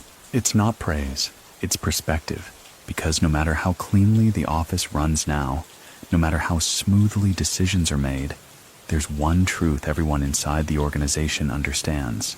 Watanabe never chose a successor, not out of indecision, but because he never led in a way that could be inherited. And so, in a sense, everyone inherits a piece of him. His posture, his silence, his emphasis on alignment over aggression, on timing over impulse. They call it iron silence now, not just his style, his absence. The year is 2008, and in the heart of Kobe, the world keeps moving. Subways sliding through concrete arteries, street vendors lighting their grills before dawn, commuters checking the time, rushing but never arriving faster than the day allows. And somewhere, Watanabe, whether seated in a distant garden or a darkened office no one now claims, remains precisely where he's always been, out of frame, but never out of reach. Inside the Yamaguchi-gumi, that invisible pull continues. Nothing has collapsed. No factions have split. There are no turf wars, no whispered betrayals. In fact, by every legal and logistical metric, the organization is healthier than ever. But the core is cooler now, quieter. Like the eye of a storm that's learned not to move. The lieutenants don't call themselves leaders, not openly. They defer decisions not to Watanabe's authority, but to his absence. You think he'd allow this? That doesn't feel like his tempo. Hold on, is this TI'd too early? Even mundane actions take on ritualistic weight. Meeting times are staggered, so no two captains ever enter the same elevator. Seating arrangements rotate monthly. Contracts are signed using fountain pens, never ballpoint. And if a signature smudges, it's redone. All this unspoken. All this because of him. One former member, now retired and living in Okinawa, is asked in an interview, "What made Watanabe different?" He replies, "He never let anyone borrow his voice. That's why we had to develop our own silences. Back in the city, his influence deepens in stranger places." A university professor in Kyoto cites his leadership in a lecture on decentralized systems. A management book references the Watanabe Doctrine without ever naming him directly. And in Tokyo, a startup founder admits that her company's onboarding manual includes an unattributed quote, "To manage well, remain unread." This is how a myth fossilizes, through application, not applause. Meanwhile, the broader world continues spinning. Global markets wobble, recession looms. And in Japan, financial institutions brace for aftershocks. Regulatory heat intensifies. One new law attempts to ban influence without presence. Though vague, the subtext is clear. It's aimed at people like him. But by now, trying to outlaw Watanabe is like trying to evict a concept. He doesn't need a seat at any table. His name doesn't appear on any contracts. His phone number, if he ever had one, hasn't rung in years. And yet shipments still arrive on time. Debts are still repaid. Restaurants still reserve back tables just in case. One quiet example. A shipping mishap occurs in Osaka. A container rerouted, delivery missed. No threats, no punishment. Just a call from an anonymous number. "You were early. You confused rhythm with speed." The shipment is corrected. The team begins studying cadence, not maps. Back at headquarters, the room adjacent to Watanabe's office has become a kind of sanctum. Not in form, but in function. No one claims it. No one uses it. It houses nothing but a low wooden table, one scroll, and a single chair. The scroll? A calligraphy piece that reads, "Tread softly where silence lives." Some believe Watanabe painted it himself. Others think it was gifted. No one knows. No one asks. What's clearer, though, is this. The space isn't for meetings.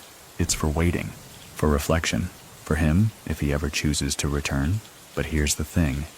No one's sure if he ever left. Reports surface occasionally. A man in a gray coat boarding a ferry at dawn. A guest at a Kyoto inn who always leaves one teacup untouched. An old gentleman browsing the history section of a used bookstore, asking about volumes on disappearing systems. Never confirmed, always quietly noted. And each time, the ripple moves through the organization. Not panic, not excitement, just recalibration. Younger members begin adjusting their posture. Mid-level administrators double-check phrasing on memos. One regional branch delays a partnership deal. Not because anything is wrong, but because the timing feels off. No one has to explain what that means. Mainstream historical records during this period begin to flatten. Law enforcement logs fewer incidents. Financial analysts point to a strange ethical uptick in regions historically tied to syndicate activity.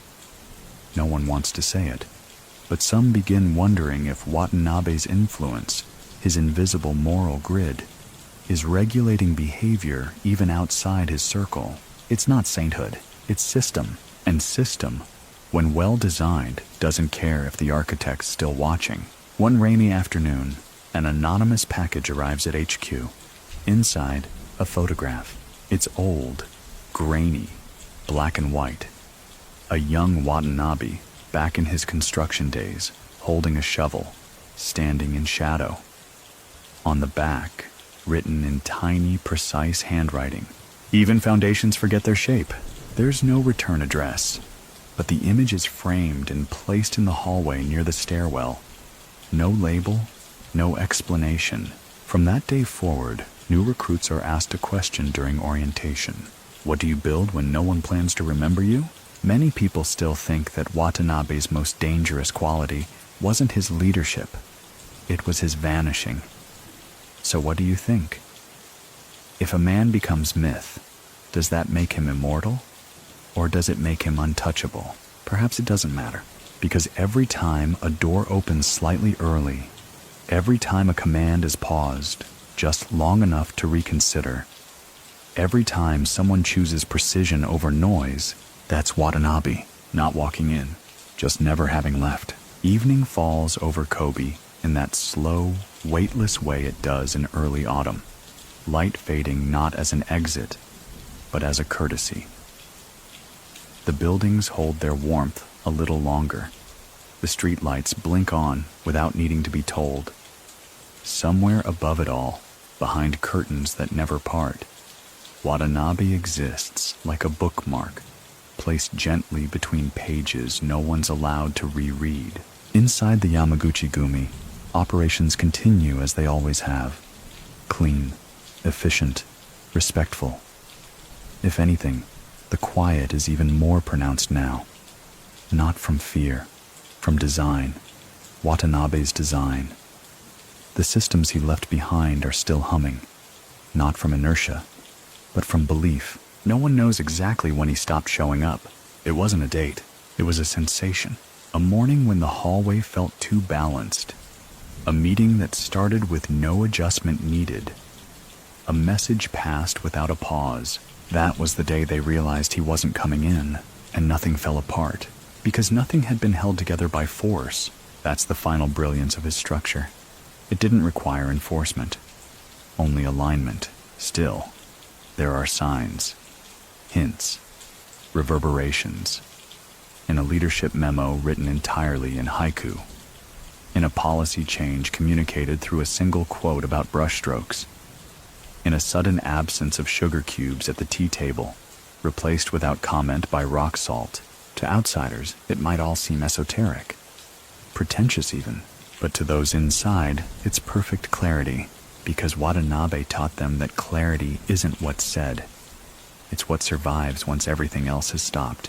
He has, in every meaningful sense, become the pause before action, the slow exhale before a decision, the feeling in the room when someone says, "Wait, what would he have done?" Many people still think he's watching, that somewhere there's a small screen, a private feed, a ledger still being updated in handwriting only he can read. So, what do you think? If no one sees you rule, but everyone adjusts their course as if you're watching, are you gone, or are you simply perfecting your absence? Let's pause here. Let the rhythm soften. Let the city grow dim. Watanabe is no longer young. Wherever he walks now, if he walks at all, it's likely beneath trees that remember older winds. The buildings he helped build, literally and later structurally, stand quietly. His name isn't carved on any stone, but it echoes in door hinges, in staff protocols, in the bowed heads of men who never met him, but still quote him. He may still have tea, though no one brings it to him anymore. He may still fold paper, though perhaps now he leaves it unfolded, a blank testament to completion. Even if he's gone, he's not finished. That's the difference. His rhythm carries. So now, as we close this chapter of his quiet empire, let's do as he did. No grand exits, just a softer breath.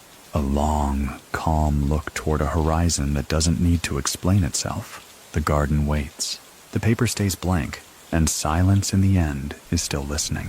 Morning in Kobe begins not with noise, but with suggestion. A window cracked just enough to let in the hum of scooters below. The scent of fish broth turning in alley kitchens. A delivery man pausing to straighten a stack of newspapers out of habit. No alarms, no sirens, just motion. And inside, what was once the inner sanctum of the Yamaguchi-gumi, the lights come on at exactly 6:32 a.m. No one turns them on. They are on a timer, set decades ago, and never adjusted, because even electricity obeys what Watanabe built. By now, his retirement is unofficially accepted. There's no announcement, no farewell, no ceremonial passing of the ink brush, just the fact that his name no longer appears in rotation. His door remains closed. His coat, if it ever hung there, is gone. And yet, when a lieutenant returns from a routine site inspection and instinctively knocks twice on that empty door before reporting to anyone else, no one finds it strange, because empty doors too, remember? But a system without its architect must stretch eventually. It can hold for a long time, sure, especially one made of silence and posture. Still, people shift. Patterns strain, and Watanabe knew this. That's why, years before stepping back, he planted placeholders, concepts dressed as customs, informal redundancies, he called them. Leaders trained not to replace, but to reflect. Systems built in triplicate. Agreements designed to hold even if no one could remember who first proposed them. In early 2009, a brief rupture threatens that balance. A younger affiliate, ambitious, clever, too eager, makes an unsanctioned move on a nightclub contract in Nagoya. It's sloppy, too fast, too loud. The reaction? Not a call, not a visit. Instead, an envelope is placed quietly in his mailbox. No signature. Just a phrase written in ink so light it almost fades. Have you counted your shadows? He steps down within 48 hours. No meeting is held. No punishment discussed. The position is simply vacant again. That's the nature of what Watanabe left behind. A structure where correction requires no confrontation, where shame is the sentence and stillness is the mechanism. Elsewhere, in the quieter prefectures, his legacy begins mutating into something resembling tradition. A new generation of members, many born after his prime, begin quoting him like scripture. A few take it too far. One branch starts holding monthly Watanabe readings, where young members sit in silence for 20 minutes before discussing a single phrase from his known sayings. The Kobe leadership quietly issues a memo. If you're quoting him too loudly, you're misquoting him. The gatherings stop, but the reverence remains. Even outside the syndicate, his legend begins to reach strange places. A Zen monastery in Nara starts referencing his leadership style in meditation training. A Tokyo-based management consulting firm names a principle after him, the Watanabe margin, the space between thought and action that defines clarity. And still, no one has seen him, though sometimes reports trickle in. A train conductor in Hiroshima swears an older man in a gray coat helped a blind passenger disembark, then disappeared. A calligraphy teacher in Sapporo recalls a customer who corrected her form with a single word, breathe, then left without paying. A bookstore owner in Kobe receives a letter returning a borrowed volume from 1981. The signature? A folded paper crane, all hearsay, all unconfirmed, yet each one causes a subtle shiver to pass through those who once served under him. Because that's the kind of presence Watanabe cultivated. Not loud, not even present. Just inevitable. And what of the organization? Well, it adapts. It continues, but its edges soften. Violence is now rare, too costly, too traceable. Most disputes are handled with timing, negotiation, and paperwork. Captains are promoted for restraint, not reach. New members are trained in 3 languages, not just intimidation. There is a growing sense that Watanabe's greatest weapon wasn't fear or money or even discipline. It was duration, the ability to make decisions that outlived questions. One regional enforcer, when asked why he follows rules from a man he's never met, says, "Because every time I thought about breaking them, they were already ahead of me." Even law enforcement seems to shift. The tone of investigations grows less aggressive, more speculative. Raids become rarer. Prosecutors tread carefully, not because of danger, but because of doubt. One retired detective puts it best. How do you arrest a system that doesn't require attendance? By mid-2010, a small file in a government cabinet is closed. It contains only a few notes on Watanabe. Sightings, rumors. One photo, dated blurry. And a final line handwritten in pencil. He no longer moves. He waits. So what do you think? Is this disappearance? Or has he become the still point in a wheel that no longer spins? Because it doesn't have to. He once said, "A storm cannot vanish. It can only forget how to spin." And maybe that's what he did. He unspun himself so the wind could rest. Spring passes quietly over Kobe, and summer arrives not with fanfare, but with its usual slow invasion.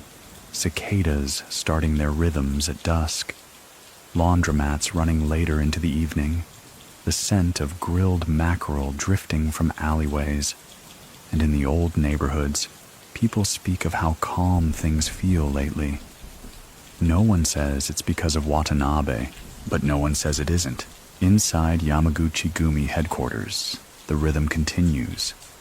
Men come and go at prescribed intervals. Reports are compiled and shared in person only. And every third Thursday, tea is served at 3:46 p.m., just as Watanabe once preferred. They don't call it a tradition. They just do it. What's remarkable now is how little discussion is required. The systems Watanabe set in motion have matured. They self-correct. Like a bonsai trimmed so often it now grows into the shape of discipline without effort. A newly promoted lieutenant is asked why no one questions the processes anymore. He shrugs and says, "When you inherit silence, speaking feels like vandalism." In Tokyo, a journalist attempts to write a retrospective on Watanabe's legacy. He contacts over a dozen former affiliates, law enforcement officials, and academics. Most decline to comment. A few offer guarded praise. But one source, an anonymous former legal advisor to a Yamaguchi-gumi front company, provides a single line. You don't measure his impact by what happened under him. You measure it by how little has broken since. That line becomes the article's closing sentence. It's never published. A few weeks later, a package arrives at the journalist's home. Inside, a used metronome set at 60 beats per minute, ticking softly. No note. The journalist retires the piece. This is the sort of echo Watanabe leaves behind. Not a footprint, a ripple that corrects your posture without touching you. And while the public world adjusts to a post-Watanabe landscape, inside the syndicate, the work of interpretation begins. A document starts circulating informally, compiled by mid-tier captains. It's called the Ledger of Pauses. It lists moments Watanabe hesitated, times he delayed a decision by 1 day, 1 hour, or 1 breath. Each entry is followed by speculation. Was it strategy? Was it a test? Was it courtesy? It becomes a study in patience, a Rosetta Stone for interpreting intentional inaction. Some treat it like scripture, others think it's nonsense, but no one throws it away. One entry details the time Watanabe declined to attend a funeral, sending only a single camellia blossom in a black lacquer box. The ledger notes this act alongside a quote he once left on a whiteboard. Absence creates contour.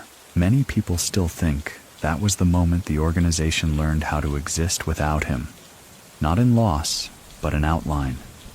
So, what do you think? Is a structure stronger when it remembers who built it, or when it forgets the builder, but not the blueprint? Back in Kobe, changes occur. The hallway where Watanabe's office once stood is repainted, subtly. The same color, but with a glossier finish. The door is left intact, but now always ajar. Not out of disrespect. It's meant to breathe. Inside the office, the bonsai remains, but the chair is replaced with a tatami mat. Visitors come not to speak, but to sit for 5 minutes. No timer. Just a shared understanding that when you feel the pause arrive, you leave. One new member enters on his 3rd week with the organization. He kneels, closes his eyes, and reportedly whispers, "I don't know what I'm here to learn yet." He's promoted 2 years later. Watanabe's presence also begins filtering into unexpected places. A prestigious design school in Osaka names an award after him. The Invisible Hand Prize, granted annually for work that demonstrates structural clarity without aesthetic aggression. A tech startup CEO refers to his Watanabe hour, 60 minutes daily with no meetings, no notifications, and no speech. Just awareness. Even a newly elected mayor in a southern prefecture, during a televised debate, references the discipline of absence when asked about his leadership model. No one explains it. Everyone seems to understand. And still, no confirmation of Watanabe's whereabouts. He remains unphotographed, untraced, unmentioned in any official capacity, until quietly something happens. A monk from a small temple in the hills outside Kyoto reaches out to a local reporter. He says there's a man who visits once a month, always at sunrise, never speaks, just sits facing east, brings his own tea, never drinks it, leaves after 1 hour. The monk describes him as old but measured. He wears a gray coat, leaves no offering, only silence. The reporter visits the temple, waits, watches. No one arrives. But beside the meditation rock, a paper crane is left, folded tightly, balanced on its beak. The monk nods. He's real, he says, but only if you stop asking. Back at Yamaguchi-gumi HQ, the systems hold. The meetings start on time. The members speak low. And when something feels slightly off, a shipment delayed, a report imprecise, a call is made, not to a man, to a method, to a memory that behaves like motion. Because Watanabe didn't build a throne, he built choreography, and now the dance continues without him on stage.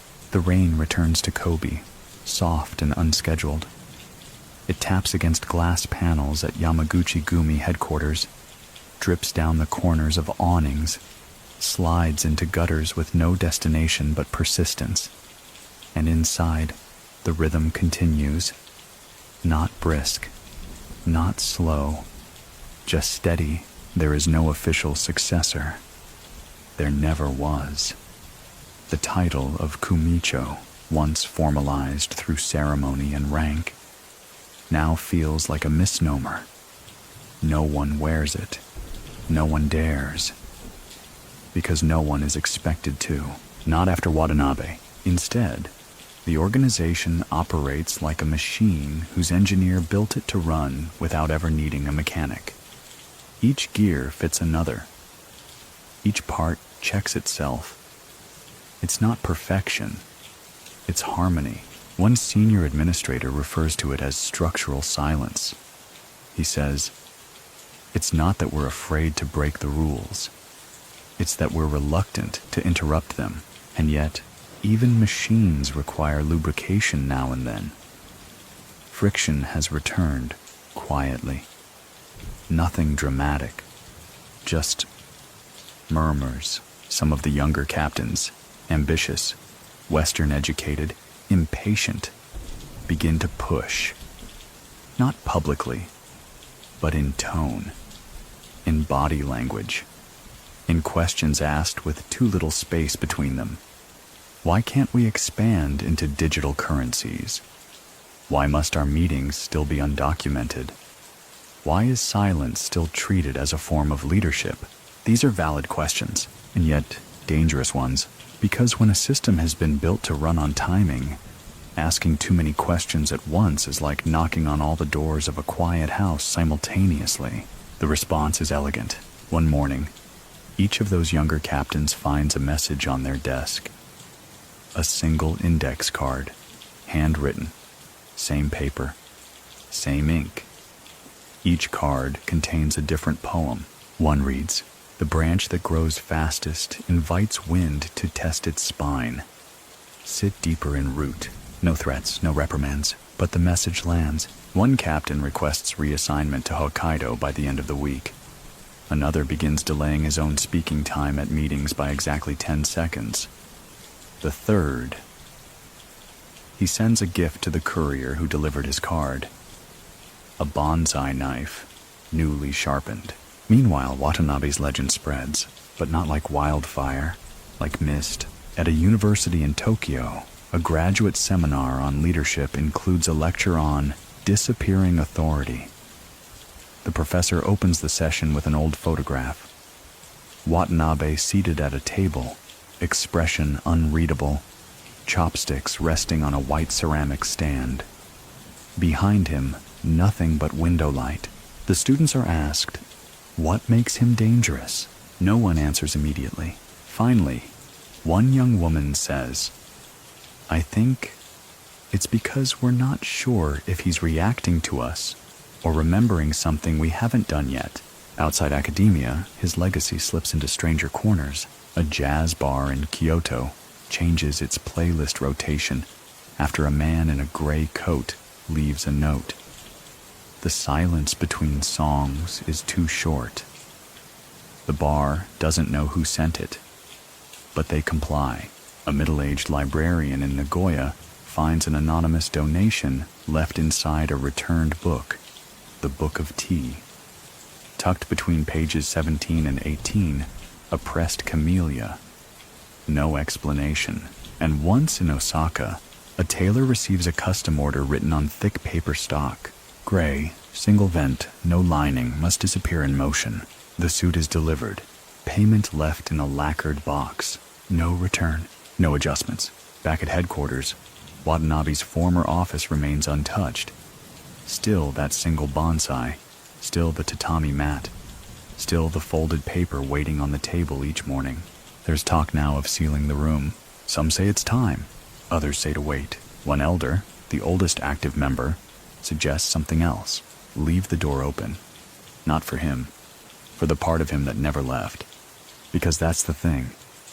Watanabe doesn't haunt the halls like a ghost. He lingers like a standard. Every elevator ride taken in silence. Every report written with precision. Every pause before a decision. That's him. Not watching, not judging, just reminding. Many people still think that Watanabe's legacy is proof that you can teach without speaking, lead without appearing, and change the trajectory of hundreds by adjusting your own breath.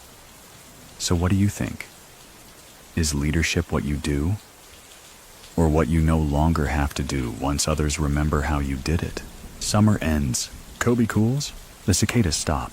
The suits return to darker shades. The teacups steam again. And somewhere, in a temple, on a hill, in a city too busy to look up, an old man places a folded paper on the ground, bows to no one, and walks away before anyone thinks to watch. Autumn folds into itself. The breeze over Kobe begins to bite. Smoke curls out from food stalls again, and the city's tempo tightens. More coats, fewer pauses, earlier nights. Leaves fall not with drama, but with memory, and each one seems to land in time with a rhythm that once had a conductor, though no one says his name aloud anymore. Inside the Yamaguchi-gumi headquarters, the pace never changes. It doesn't have to. The organization now resembles something beyond syndicate or system. It's more like a climate. Adaptive. Self-regulating. Predictable only because the wind once learned how to move between its walls. And though no official title is ever reassigned, the inner circle operates on rotational leadership. Different voices, same cadence. Policy is passed without conflict. Authority is shared without ego. Even newcomers are inducted with an almost monastic hush. Handshakes are fewer, eye contact longer, and silence holds the weight once reserved for oaths. One young inductee remarks to his sponsor, "But who leads us now?" The sponsor smiles faintly. "You'll know when you're quiet enough to hear it." And still, Watanabe does not return, but neither has he vanished. Reports continue to surface. A hotel concierge in Fukuoka receives a reservation under a forgotten name. The guest checks in with no luggage, stays exactly 4 hours, leaves behind a newspaper folded into a perfect square. Nothing missing, nothing taken. In Nara, A temple records a donation. 5 blank sheets of rice paper wrapped in silk thread. The monk who finds them writes a note. The paper is not empty. We just haven't earned what it will say. It's never confirmed, of course. These things never are, and yet they ripple. One of Watanabe's old subordinates, now retired and living alone in Sapporo, receives a parcel. No return address. Inside, a small circular mirror and a note reading, "Check if you still disappear when no one's watching." The man reportedly closes his shop the next day, not out of fear, just clarity. And in Kobe, that same rhythm endures. Every third Thursday, tea is still poured. Every morning, a white page is still folded. The staff still refers to the chair in the outer hallway as his, even though no one has sat in it since 2007. One afternoon, a visitor, foreign, polite, unaware, asks the receptionist, "Who's the chair for?" She doesn't answer, just smiles, not dismissive, just trained. Mainstream historians are now less interested in prosecuting Watanabe's story and more intrigued by what it reveals about Japan's capacity for order through minimalism. Academic papers begin framing him as a case study in non-interventionist authority, a kind of invisible scaffolding leadership model. One scholar calls him the architect of respectful decay. Another says, he taught his system how to corrode with dignity. But inside the Yamaguchi-gumi, those theories fall flat. They're too clinical, too external. Because to those who worked beneath him, Watanabe was never just an operator. He was gravity, not seen, not felt, just assumed, always pulling, always balancing. In late 2010, a quiet event takes place. No announcement, no press, just a small envelope left on the tatami mat of his old office. Inside, a key, attached, a tag with one word written on it. Return. No one claims to have left it. No one opens the lock it fits. The key is placed on a shelf beside the bonsai. And then, something shifts. The inner meetings, normally conducted with exact spacing between statements, begin starting 2 minutes later than usual. A stylistic memo changes the font on official documents to one slightly closer to brush script. Even the tea, formerly rotated every quarter, is now kept consistent year-round. Not regression, just homage, like the silence after a song you can't stop humming. There's a moment worth pausing on. A long-serving lieutenant, now in his 60s, once considered Watanabe's shadow, visits the garden behind headquarters one late afternoon. He sits by the koi pond, alone, and weeps. No funeral, no news, no trigger. Just the kind of sorrow that waits years to arrive. When asked about it later, he says, "The world's quieter now, but I still feel like I need permission to exhale." So what do you think? Can someone's discipline last long after their breath has stopped? Can a man become not myth, but method? Can the absence of a voice still issue commands? Maybe that's why no one's touched the bonsai, or changed the calendar, or dared to erase his name from the rotation, even if no one's expecting him. Because some presences don't need to be confirmed. They only need to not be disproven. And Watanabe? He doesn't need to return. He already left everything necessary behind. The days grow shorter. Kobe's air takes on the dry, metallic crispness of early winter. The kind that stings the nose just enough to remind you it's nearly the end of the year. Shopkeepers begin stringing quiet strands of lights. Steam rises from ramen pots on street corners. And somewhere in the stillness between breaths, the absence of Yoshinori Watanabe continues to feel very much like presence. Inside the Yamaguchi-gumi headquarters, the rhythm doesn't change. Not because no one dares to alter it, but because no one sees a need to. It works. There are no fights over territory, no courtroom battles, no headlines. The organization hums like a well-maintained timepiece. and even the newest members move with the kind of careful coordination more often found in ballet than crime syndicates. A courier carrying documents across 2 prefectures is trained to pause at every 3rd traffic light, not for safety, but for timing. A new recruit in Shizuoka is asked to sit through 3 hours of silent tea service before being told whether he's accepted. He is. A question arises at a policy review. Should they update their financial platforms to a newer, more global interface? The answer comes not in a vote, but in a 3-sentence memo. New tools are only useful if they learn our hands. Speed is not a virtue. Rhythm remains the gatekeeper. No one argues. There's an odd comfort in the way Watanabe still speaks. Through margins, delays, decisions taken at half-step. One internal message board begins tracking these micro-decisions. They call them echoes. It's never formally acknowledged, but captains begin referencing it. Wait, what did Echo No. 117 say again? Right. A clean exit begins with a slow entrance. That becomes the unofficial slogan of their offshore division. Even rival syndicates have started to imitate this approach. Not in structure, but in subtlety. Several smaller families across Kyushu and Kanto have begun holding leadership briefings seated on tatami mats. One of them requires members to deliver updates by writing haiku instead of reports. A journalist, digging into these practices, labels it the Watanabe drift. She writes, "This is not legacy in the traditional sense. It's infection, quiet, self-spreading, cultural osmosis disguised as efficiency." She publishes the piece. 2 weeks later, she retracts it, says she felt she misread the tone. No one pressures her, at least not directly. But she receives a package a few days after the retraction. Inside, a small wooden ruler, hand-carved, no label. Engraved on one side, "Measure once, adjust before the cut." Meanwhile, in Kobe, the office hallway that leads to Watanabe's former room is now referred to in hushed tones as the margin. Not officially, not in floor plans, but when someone says, "He's gone to the margin," everyone understands.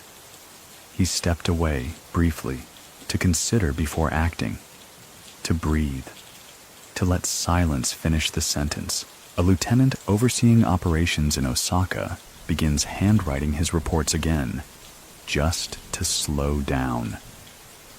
Another begins using fountain pens exclusively, claiming that friction clarifies intent. Even when younger members rebel, their rebellion carries his fingerprints. One man, sharp, modern, digitally inclined, proposes a new algorithm to streamline collections. It's efficient, smart, cold. It's rejected, but not by committee, by timing. The reply to his proposal arrives 48 hours later. A single envelope, inside, a printed screenshot of his algorithm, annotated in black pen. Not corrections, questions. Is speed the enemy of witness? What do we lose if no one lingers? Would this work if the recipient wept? No name signed. He scraps the algorithm, starts again. Not out of fear, out of awareness. Elsewhere, rumors return. A train conductor in Himeji reports helping an elderly man who knew the entire schedule by memory, but asked no questions.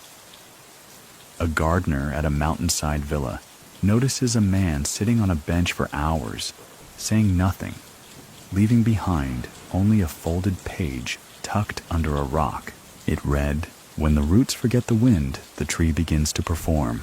These sightings are unverifiable, but they circulate anyway, and each time they do, members tighten their routine. Not because they believe he's watching, but because the world behaves better when they act like he could be. One senior captain calls it the phantom audit, a sense that, even now, Watanabe could walk in, check the temperature of a room with one glance, and say nothing while everyone reevaluates their posture, because that's what he taught them. Leadership isn't what you say. It's what you leave behind that people still lean toward. A historical note. By the end of 2010, Japan's largest criminal organizations are reporting fewer public incidents, fewer prosecutions, and a surprising increase in reported internal disciplinary processes. Some analysts attribute this to fear of government surveillance. Others whisper a name, but no one says it too loudly. In December, a box arrives at Yamaguchi-gumi HQ. No return address. Inside, a wristwatch. Vintage. Unticking. Its hands permanently fixed at 8:12. The time Watanabe used to arrive. The message is clear. The hour doesn't need to move because the rhythm still does. And the man, he's exactly where he planned to be. Nowhere and everywhere. The new year arrives without countdown. No one at headquarters wears hats or lifts a toast. The calendar is changed, yes, but quietly. The page flipped by a junior officer at exactly midnight, as instructed. No ceremony, just continuation, because in the world that Watanabe shaped, celebration is what happens when a system doesn't falter. And the Yamaguchi-gumi still doesn't. Now, 13 years since he took formal leadership, and several more since he quietly relinquished it, his echo remains intact. Some say more intact than ever, because now it isn't held by his voice. It's carried in their bones. One veteran member puts it plainly over lunch. We're no longer asking what he would do. We're asking what he already did that we haven't noticed yet. And they're not being poetic. They're being precise. In early January, a captain in Nagoya reopens a storage unit linked to a dormant transport subsidiary. It contains nothing illegal, just boxes of printed ledgers, each labeled only by season: spring, summer, autumn, winter. No year. Inside, receipts, schedules, driver logs, notes on roadside tea shops. Nothing dramatic, but as he reads them, the captain begins to notice patterns. The roots form loops. Certain names appear at consistent intervals, then disappear. The placement of meetings seems to match, of all things, the phases of the moon. He shares his findings. The inner circle reviews. Within a month, transport efficiency improves by 17%. Nothing new was added. They simply returned to a rhythm long embedded in their own architecture. A rhythm Watanabe left behind, quietly, beneath dust. And this is the genius of the man. He didn't just lead. He laced his logic into layers the rest of them wouldn't even find until they were mature enough to see it. One quiet evening, a high-ranking strategist walks into the empty third-floor room, the former office of Watanabe, and sits on the tatami mat.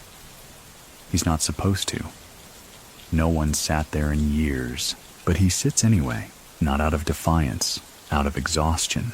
He's been carrying the organization's finances for over a decade.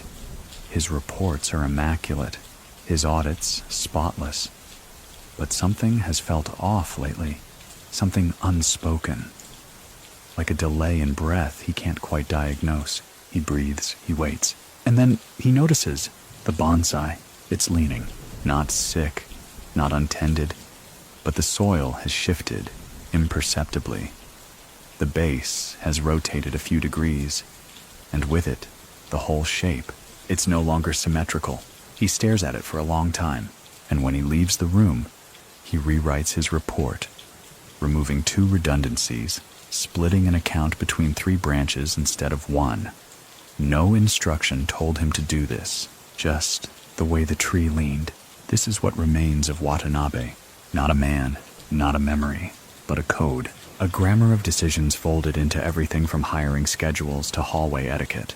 And like any language, it evolves. In Kyoto, a minor affiliate introduces an AI-powered tracking system for equipment logistics.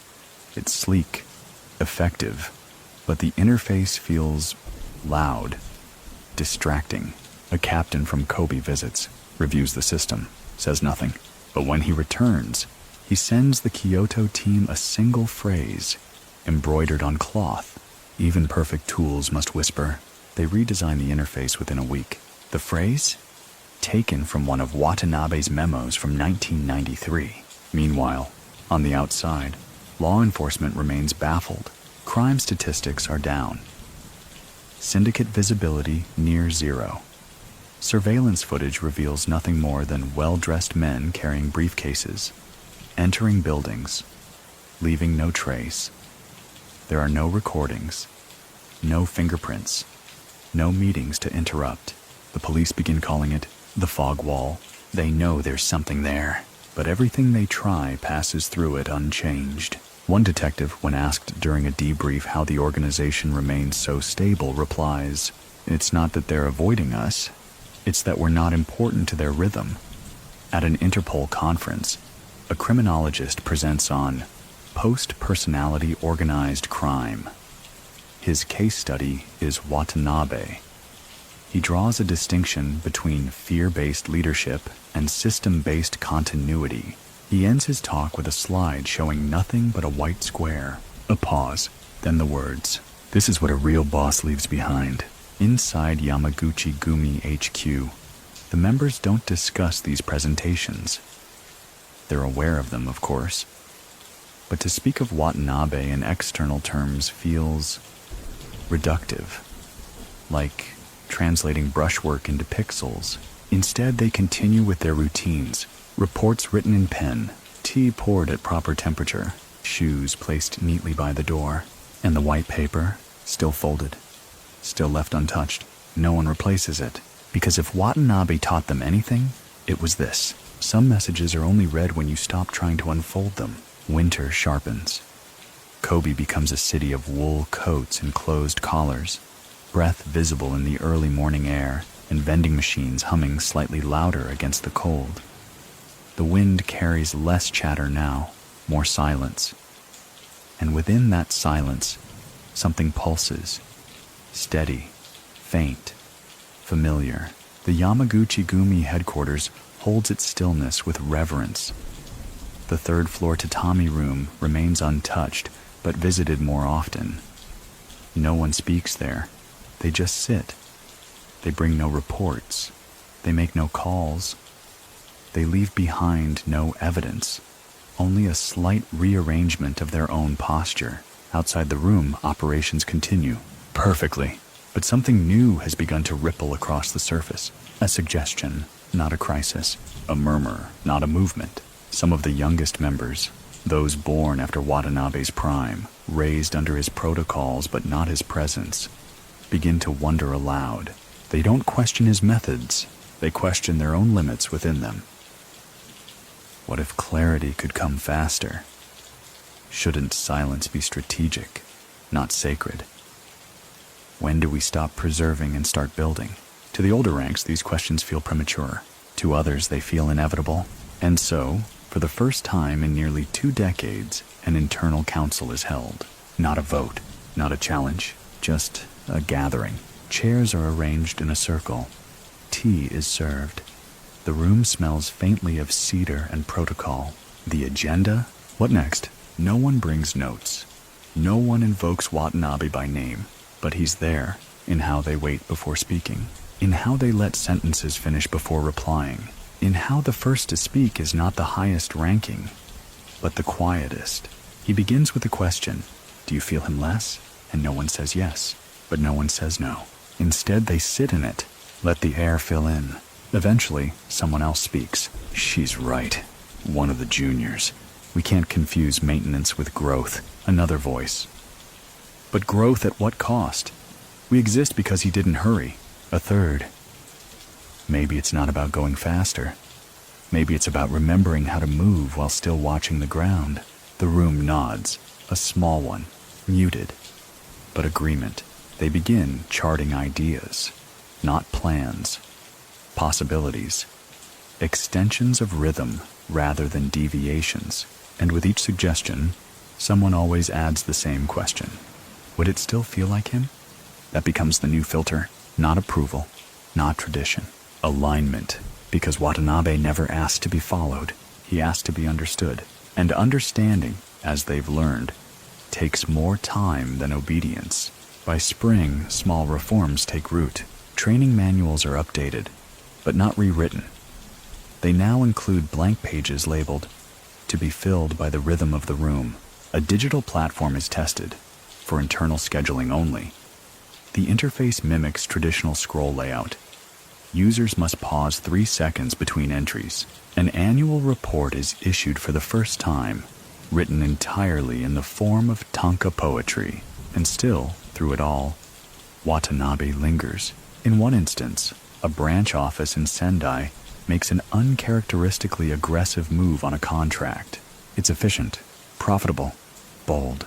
But the week after, they receive a package. No sender. Inside, a single scale from a koi fish, lacquered and set inside a glass slide. No note. The contract is renegotiated with softer terms. Why? Because everyone remembers the story. Watanabe once spent 3 hours watching a koi swim in a too small pond. He didn't say a word. But the next day, he funded a new one. Larger, deeper. He said only, "A koi that forgets water can't be trusted with current." Even the fish remember him. And yet, despite the stillness, despite the perfection of his architecture, the question comes again. Where is he? Not from doubt.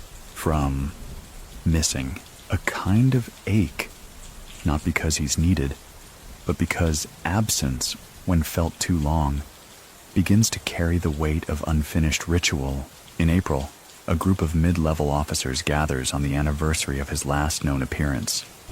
They meet privately, with no announcement. They bring no wine, no speeches, just items. One brings the first internal memo he ever received, still folded. Another brings a photograph, never published, of Watanabe's back as he exited a train. Another brings silence. Together, they place the items in a box. Not buried, not locked, just set aside. It becomes known informally as the contingency. Not a shrine, just a placeholder, because many people still think he could walk through the door tomorrow. So what do you think? Is a legacy complete when it ends? Or when it begins producing new echoes without instructions? Can a man who vanished without announcement return without footsteps? And would anyone even ask why? Or would they just pour tea, move one seat to the left, and fold the paper once again in perfect quarters? Cherry blossoms arrive in Kobe without apology, petal by petal, like soft confessions from a season that doesn't care whether anyone's ready. They swirl through alleyways, cling to the corners of windshields, and drift across the front steps of buildings that were never built for beauty, but now wear it briefly, unbidden. At Yamaguchi-gumi headquarters, nothing changes, and yet everything does. The blossoms reach the bonsai in the third-floor tatami room. One morning, a single petal finds its way onto the folded paper. No one touches it. By afternoon, it's gone. Wind, maybe, or respect. Watanabe's silence is no longer absence. It's become presence by default. He is now part of the building's materials. Its grain, its shadows, its pauses between elevator chimes. Still, a quiet shift is underway. One of the younger lieutenants, barely 30, proposes a modest public gesture. Not press, not exposure, just a symbolic sponsorship of a community garden in Kobe's old quarter. No names, no plaques, just action. A return of grace to the city that held them. The elders resist at first. Then remember something. Watanabe once said, "Let the city suspect kindness, but never confirm it." They approve the project. The garden opens in late May. No one knows who funded it, but the paths are laid in hexagonal stone, mirroring the tiles outside Yamaguchi-gumi HQ. And in the center sits a bench carved from a single block of cypress. On its underside, a 5-word engraving. Rest here, but listen forward. The inscription matches Watanabe's handwriting. How? No one explains. Maybe it was found. Maybe it was prepared. Maybe it was never hidden. Elsewhere, other changes bloom. A former logistics manager retires early to open a tea house. He hires ex-members discreetly. The space is minimalist. Each table has a small ink brush and a page of parchment. Guests are invited to write, not speak. The name of the tea house? Margin. One evening, a patron enters wearing a long gray coat and black gloves. He says nothing, writes nothing, but stays for 2 hours. After he leaves, the parchment at his table holds a single fingerprint. The staff don't speak of it, but they move slower for the rest of the night. Theories multiply. That Watanabe is ill, that he's abroad, that he's buried beneath a temple in Shikoku. But these are theories built on longing, not evidence, because no one truly wants him back. They want what he made, and what he made still functions. In fact, it's expanding. The Echo Initiative now includes an archive, a living anonymous repository where members log the smallest decisions that feel aligned with Watanabe's methods. Each entry is coded only by time, weather, and tea temperature. It's less a database than a meditation. One entry reads, 10:43 a.m. Light drizzle. 57 degrees. Let the driver leave first. He deserved the first silence. Another. 8:17 p.m. Clear sky. 77 degrees. Spoke last in the meeting. Notice the room had fewer creases by then. These are not operational records. They are liturgy. Meanwhile, outside forces continue failing to interpret what the Yamaguchi-gumi has become. Investigators still attempt wiretaps, but find only static. Surveillance drones detect movement, but no pattern. They say it's like filming wind inside a house where all the doors are open. One American analyst describes it as the softest fortress in the world. He says, you don't break it. You get invited or you get ignored. And Watanabe? Still unseen, still unspoken, still the standard. At an event in Tokyo, a closed-door symposium on modern leadership, a Japanese economist delivers a lecture titled The Unbranded Blueprint. The presentation features no names, no images, but the room knows. She ends with a phrase, power isn't always what moves people. Sometimes it's what lets them stay still. Back in Kobe, the contingency box remains sealed, but every year one more item is added. This time, a sheet of rice paper with no folds, pristine, as if the next message hasn't been written yet. Or maybe the blankness is the message. So what do you think? Is Watanabe gone? Or has he simply found the perfect distance, where he doesn't interfere, but still calibrates the silence? June brings weight to the air. Kobe thickens, not with noise, but with temperature.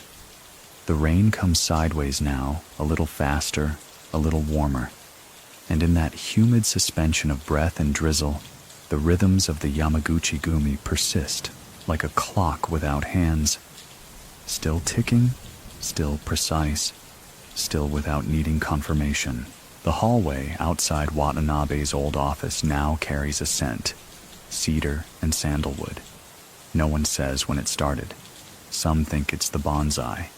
Others think it's memory, refusing to go scentless. Inside the organization, the culture of echoes has blossomed into something else. Not religion, not worship, but refinement. Every action, every gesture, every transaction, cross-checked not just for legality, but for tone. Does this feel in alignment? Would silence approve? Are we acting or are we reacting? It's become the highest compliment now. That felt like him. A member intercepts a payment 2 hours early, with no blood spilled, and leaves a thank you note behind. That felt like him. A driver reroutes to let an older courier avoid a traffic jam, costing time but saving dignity. That felt like him. A letter arrives at headquarters. No return address, no signature. Just a line written in ink that blurs when touched. A system becomes real when it can disappoint you. The paper smells faintly of chrysanthemum, and no one dares to discard it. Around this time, the broader world begins to sense a presence, though they wouldn't dare call it that. Journalists write about the invisible phase in Japanese organized crime. Sociologists whisper of leadership architecture without personality. Even film studios attempt to adapt the phenomenon. But every script feels wrong. Too loud. Too much plot. Because how do you dramatize a whisper? How do you cast a man who's become a method? Meanwhile, smaller groups around Asia quietly adopt elements of the Watanabe blueprint. In Taiwan, a logistics company begins structuring their hierarchy based on mutual pauses rather than title. In Seoul, a consulting firm holds weekly margin hours. Staff are encouraged to not speak, just observe their own operations for 60 minutes. And in Kyoto, a retired calligrapher begins offering private lessons to executives. The lessons involve no writing, only breathing and ink preparation. His only requirement? The student must first sit in silence until he nods. Some wait 20 minutes, some 2 hours. When asked why, he simply says, "Watanabe once watched a page dry. He said you can't rush a thing that never moved in the first place." Even in Kobe, the world around Yamaguchi-gumi begins to shift. Not under pressure, but under influence. One local official, when questioned about a suspicious drop in criminal activity, shrugs and says, "They stopped reacting." That's more terrifying than retaliation. But internally, something else stirs. A pulse, not rebellion, not defiance. Continuity evolving. The lieutenants, now older, begin mentoring differently. Instead of passing down instructions, they assign observation. New members are asked to watch a conversation, but not participate. To sit near a negotiation and record only breath patterns. One young recruit, confused, asks, "When do I start learning the rules?" The response comes softly, "You already are. The rules are how we don't move." And amid all this, still, no Watanabe. But something happens. A change so small it's almost missed. The bonsai in the third-floor room blooms. Just a single flower. White, brief, no one touches it. But someone, quietly, deliberately, adds a new piece of paper beneath it. This one is folded twice, only twice, and on its visible surface, one line appears, written in dark ink. "I left room." That's it. Nothing else. No date, no signature, no fanfare, just space. And in that space, 100 interpretations are born. Some believe he's signaling return. Some think it's permission. Some think he never left. Because truly, how do you measure presence in a structure that never needed a door? How do you define absence when behavior remains shaped? And what is a leader, if not the shadow, that teaches you to move in light? So what do you think? If someone folds the future into silence, hides it in routine, and leaves behind only habits soaked in grace, are they gone, or are they simply already returned? Without a knock, without a word, just the pause before you realize you're already listening. The summer heat thickens, but the headquarters remains cool. Not by air conditioning, though it's there, but by habit. Curtains drawn in the late morning, floor mats brushed daily. The bonsai's pot rotated a quarter-inch each Thursday. These aren't traditions, they're responses. Subtle acts of care in a system that still breathes, even if the breath is no longer human. And now, something new stirs. Not from disruption, but from stillness. A letter arrives. No sender. No ink. Just embossed indentations pressed directly into rice paper. When held against the light, the message appears like soft topography, the ghost of language. All structures deserve forgetting. Beneath it, a faint signature, just a character, harmony, the name he never insisted on. It travels through the ranks like wind through grass. No one overreacts, but slowly, behaviors shift. The lieutenants begin drafting succession documents, not out of fear, but completeness. The oldest drivers begin offering rides before being asked. Mid-level operatives begin training not just the steps, but the silences between steps. At the end of the month, a report is submitted with no figures, just a paragraph. All metrics complete, all staff present, rhythm maintained. It's accepted, no questions, because questions now feel like decorations on a house that's already complete. One rainy evening, a courier returns from a countryside run. He's soaking wet, eyes half closed from the road. Before he unpacks, he walks past his own locker. and places a folded cloth at the base of the staircase. He doesn't explain. No one asks. The next day, the rain stops. That cloth is still there, clean, untouched, but understood. Elsewhere, the city breathes in patterns Watanabe would recognize. No major headlines, no police raids, just the slow correction of old rhythms made durable. A university professor begins lecturing on post-leader governance. She uses the Yamaguchi-gumi as her final case study, not for their notoriety, but for their infrastructure. She writes on the board, "Legacy is not what is remembered, it is what functions when memory fades." And she's right, because no one at HQ quotes Watanabe anymore. They invoke him by not quoting. They embody him by not explaining. Even the bonsai now leans with quiet conviction. The petals gone, the branches still held in deliberate imperfection. That's the mark of mastery. Not balance, but a tilt so earned it doesn't need fixing. Late in the summer, a courier finds an envelope tucked into the driver's manual of one of the older sedans. Inside is a single line of calligraphy. "If you read this, I trust you." No one admits to placing it, but the sedan's route is adjusted to include an extra turn, one that saves 2 minutes and avoids a public-facing intersection. The driver never mentions the note again. In an unused storage closet, someone leaves a new folded square of paper. This one? Blank. A nod to the end, or to the beginning. Many people still wonder, is he alive? Is he watching? Or has he fully vanished? So what do you think? If an entire organization can continue to breathe with one man's rhythm, if hundreds of lives move with grace because of instructions never given out loud, if a room can remain sacred long after the feet that shaped it have gone, was he leading or just listening louder than the rest of us? And now, the final room is closed. The light dims not with grief, but with satisfaction. Because sometimes the greatest exit is no exit at all. So now, dear listener, the story rests. The corridors have quieted. The tea has cooled. And somewhere, in a place not marked on any map, a man named Yoshinori Watanabe fades further into the background he always preferred. Part whisper, part shadow, part perfectly folded page. You've walked beside him for hours now, through bonsai gardens and boardroom pauses, through years where silence ruled sharper than speech and paper carried more weight than blood. Maybe you felt it too. That gentle pull of routine, that reverence for the space between steps. Maybe you didn't need him to speak. Maybe, like his men, you already understood.